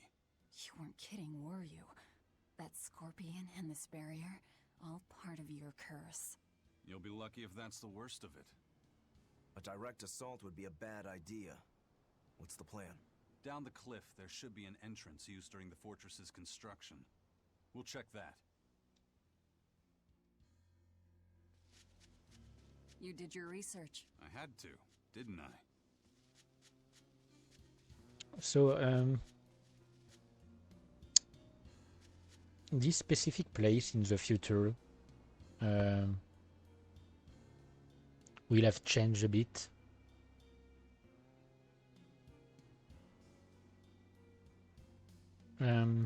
We won't see much from this side, but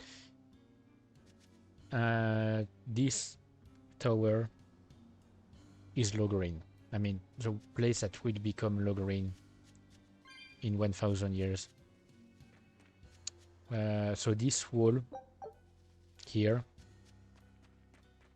behind it is what will become at some point the desert. I can't even call that a fight. Yep, it's what will become at some point the desert that we've traversed in Berseria. Oh, come on, really? So we are on the other side of the wall that we found in Berseria. The one where I said there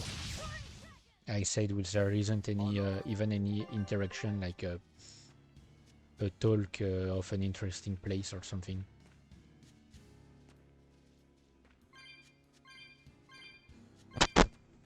But obviously right now it's not a desert. The climate has changed quite a lot between the two games. I mean, I already said it too in Berseria that there's a low reason as to why the world has changed so much between the two games.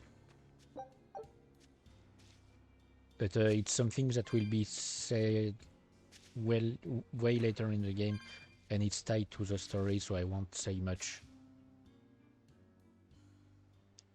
Just know that something will happen in the story of the game that will explain why the world has changed so much 1000 years later.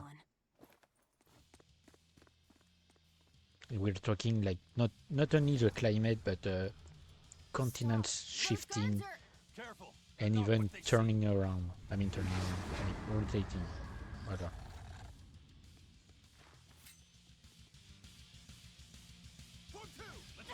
Transformed into demons. What kind of curse is this, Aizen? Didn't I? I mean, I guess. He did these warn us. guards to carry the demon blight. Is this your curse again? Probably. If I'd charged in, that might have turned ugly. Thank you for stopping me. Don't thank me. He's the one who noticed the danger.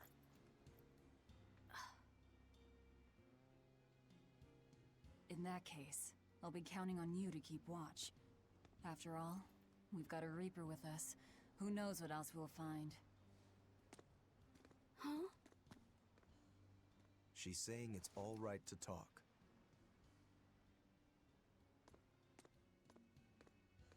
Understood. Keeping watch.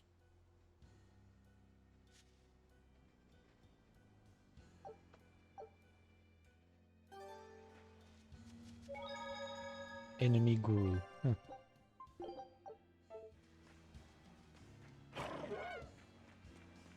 How am I regarding Cookie's skills? She's almost done with her leveling up.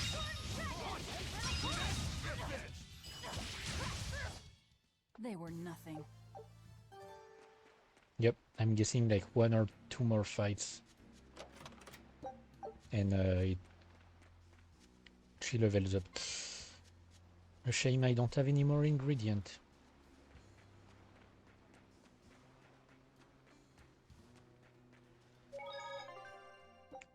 Pretty sure I already saved, but might as well do it again. Looks like there are demons inside as well. Don't tell me, Eisen. You're the source of demon blight? Nope. It's just our bad luck to be around when it's spread. This is what it means to walk with the Reaper. You've only yourselves to blame. It works in our favor. The enemy won't be capable of an organized response. And we're a small group. Our mobility will be an advantage in the chaos. I mean, so, true. Eisen, how do we open the sea gate? The controls ought to be located in the upper part of the gate. We'll activate them and then send a signal. Got it. To the top of the gate, then.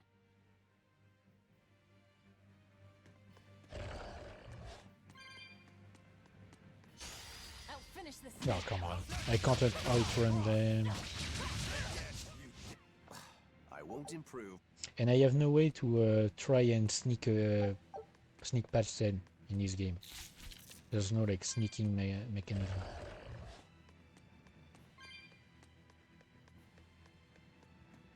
Oh, also, if I didn't come across any other like powerful monster in the cave before, it's normal. It's because in this area it was like there was one strong monster per small area. It's not the case here. They're in very specific places. We're going to stop the. We're gonna come across a safe point soon and stop the stream there. Hey, not all the ships left. A battleship. Not good. A fortress with a sea gate that blocks the entire strait. It's crazy what the Abbey can build. Until recently, I might not have believed it possible. It's no sweat if you're using Malakim as tools. If Malakim can be made a blade to fell demons, they can also be made a hammer to forge metal. It's another way the Abbey and the Kingdom show their dominance to the people. It says, do not resist, submit. It's disgusting is what it is. Disgusting. Agreed. I guess it makes sense that could use like Earth Malaks, probably Earth Malakim to build all this.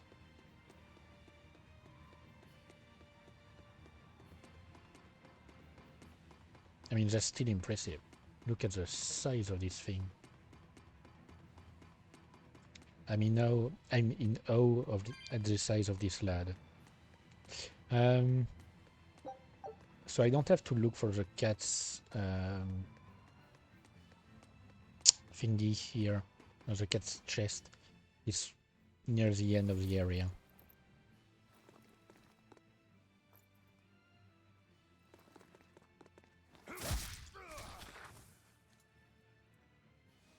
way to run without making any sound. Dude looked like he was screaming, but apparently wasn't.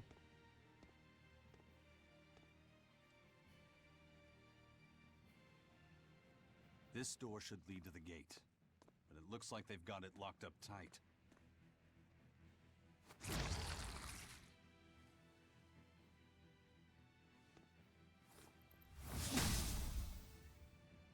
Well, brute force is out.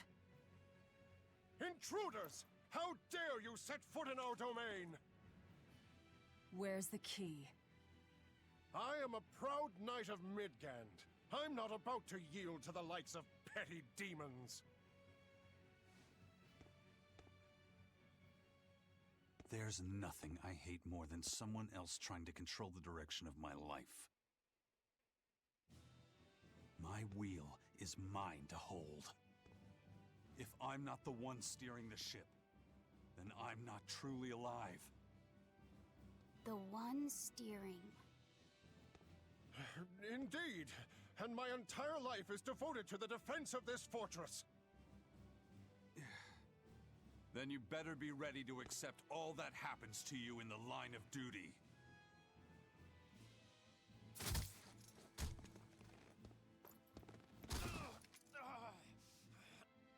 Maybe it's time we found out just how deep your devotion truly goes.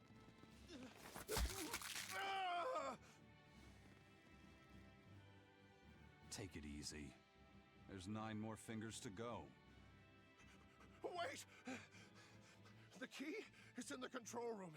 Through there. One more question. Which way to the battleship? Straight ahead. Up the stairs. Got it.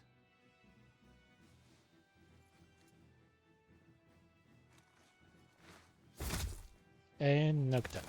Once more. Well, thank you for handling that. It just comes naturally. We need that key, but we also need to take out the battleship before it sails against the Von Eltia. He's right. The control room or the docks? Which will it be?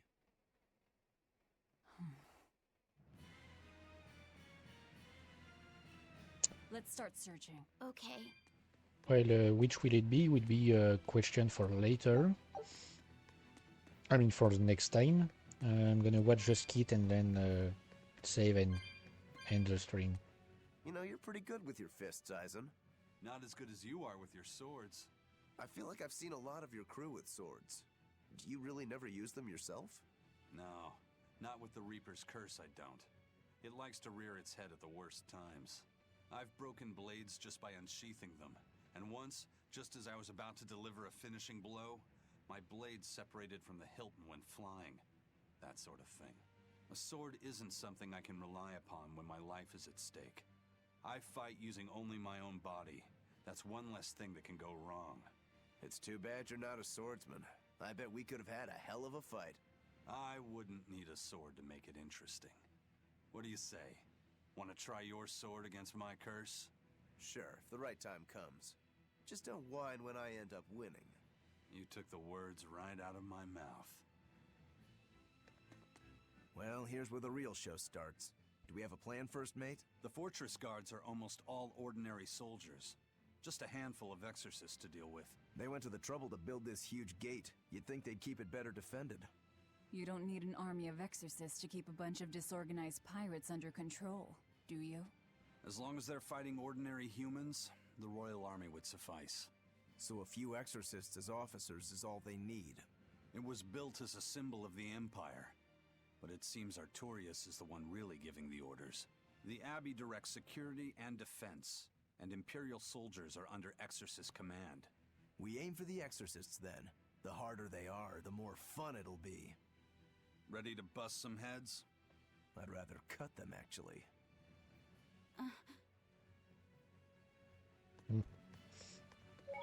So anyway, we are gonna stop here for today and deal with Vortigern next time. So in 2 days, That's on Friday. Hang on. How do I? Okay, let's see. Yep. So we are going to deal with it on Friday.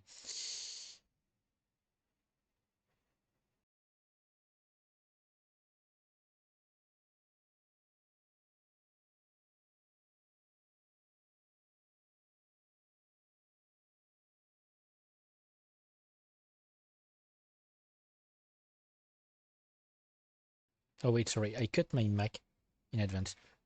So I was saying I don't have anything more to say, anything special. So next time we'll continue Tales of Berseria. Then Tales of Arise once we finish with that, and after Tales of Arise, probably Scarlet Nexus, I guess, since I've noted it down. But it will still be like a few weeks of Tales of Berseria. I mean, Tales of games in general. At least a few weeks. Because if we continue at the same rate, Tales of Arise will take probably like 10 streams. That's about 20 days. So 3 weeks of streams. And by the time I've reached Tales of Arise, I'll have a reason to be absent for a short time, so it will put it even later. Or maybe I won't even have finished Berseria. So yeah, Tales of Berseria will last through July, I think. Arise through August, and then Scarlet Nexus. Anyway, unless something happens and I suddenly like get more viewers and stuff, and I decide to do other types of streams. But as long as I don't have much of a following, I see no reason to do any other type of stream. I guess I could maybe do one special stream once in a while, like maybe a GeoGuessr stream at some point, or a OpenGuessr rather stream. But that's about it. Nothing else, I mean, in the meantime. So for now, we'll see each other on Friday for Tales of Berseria. And that's it.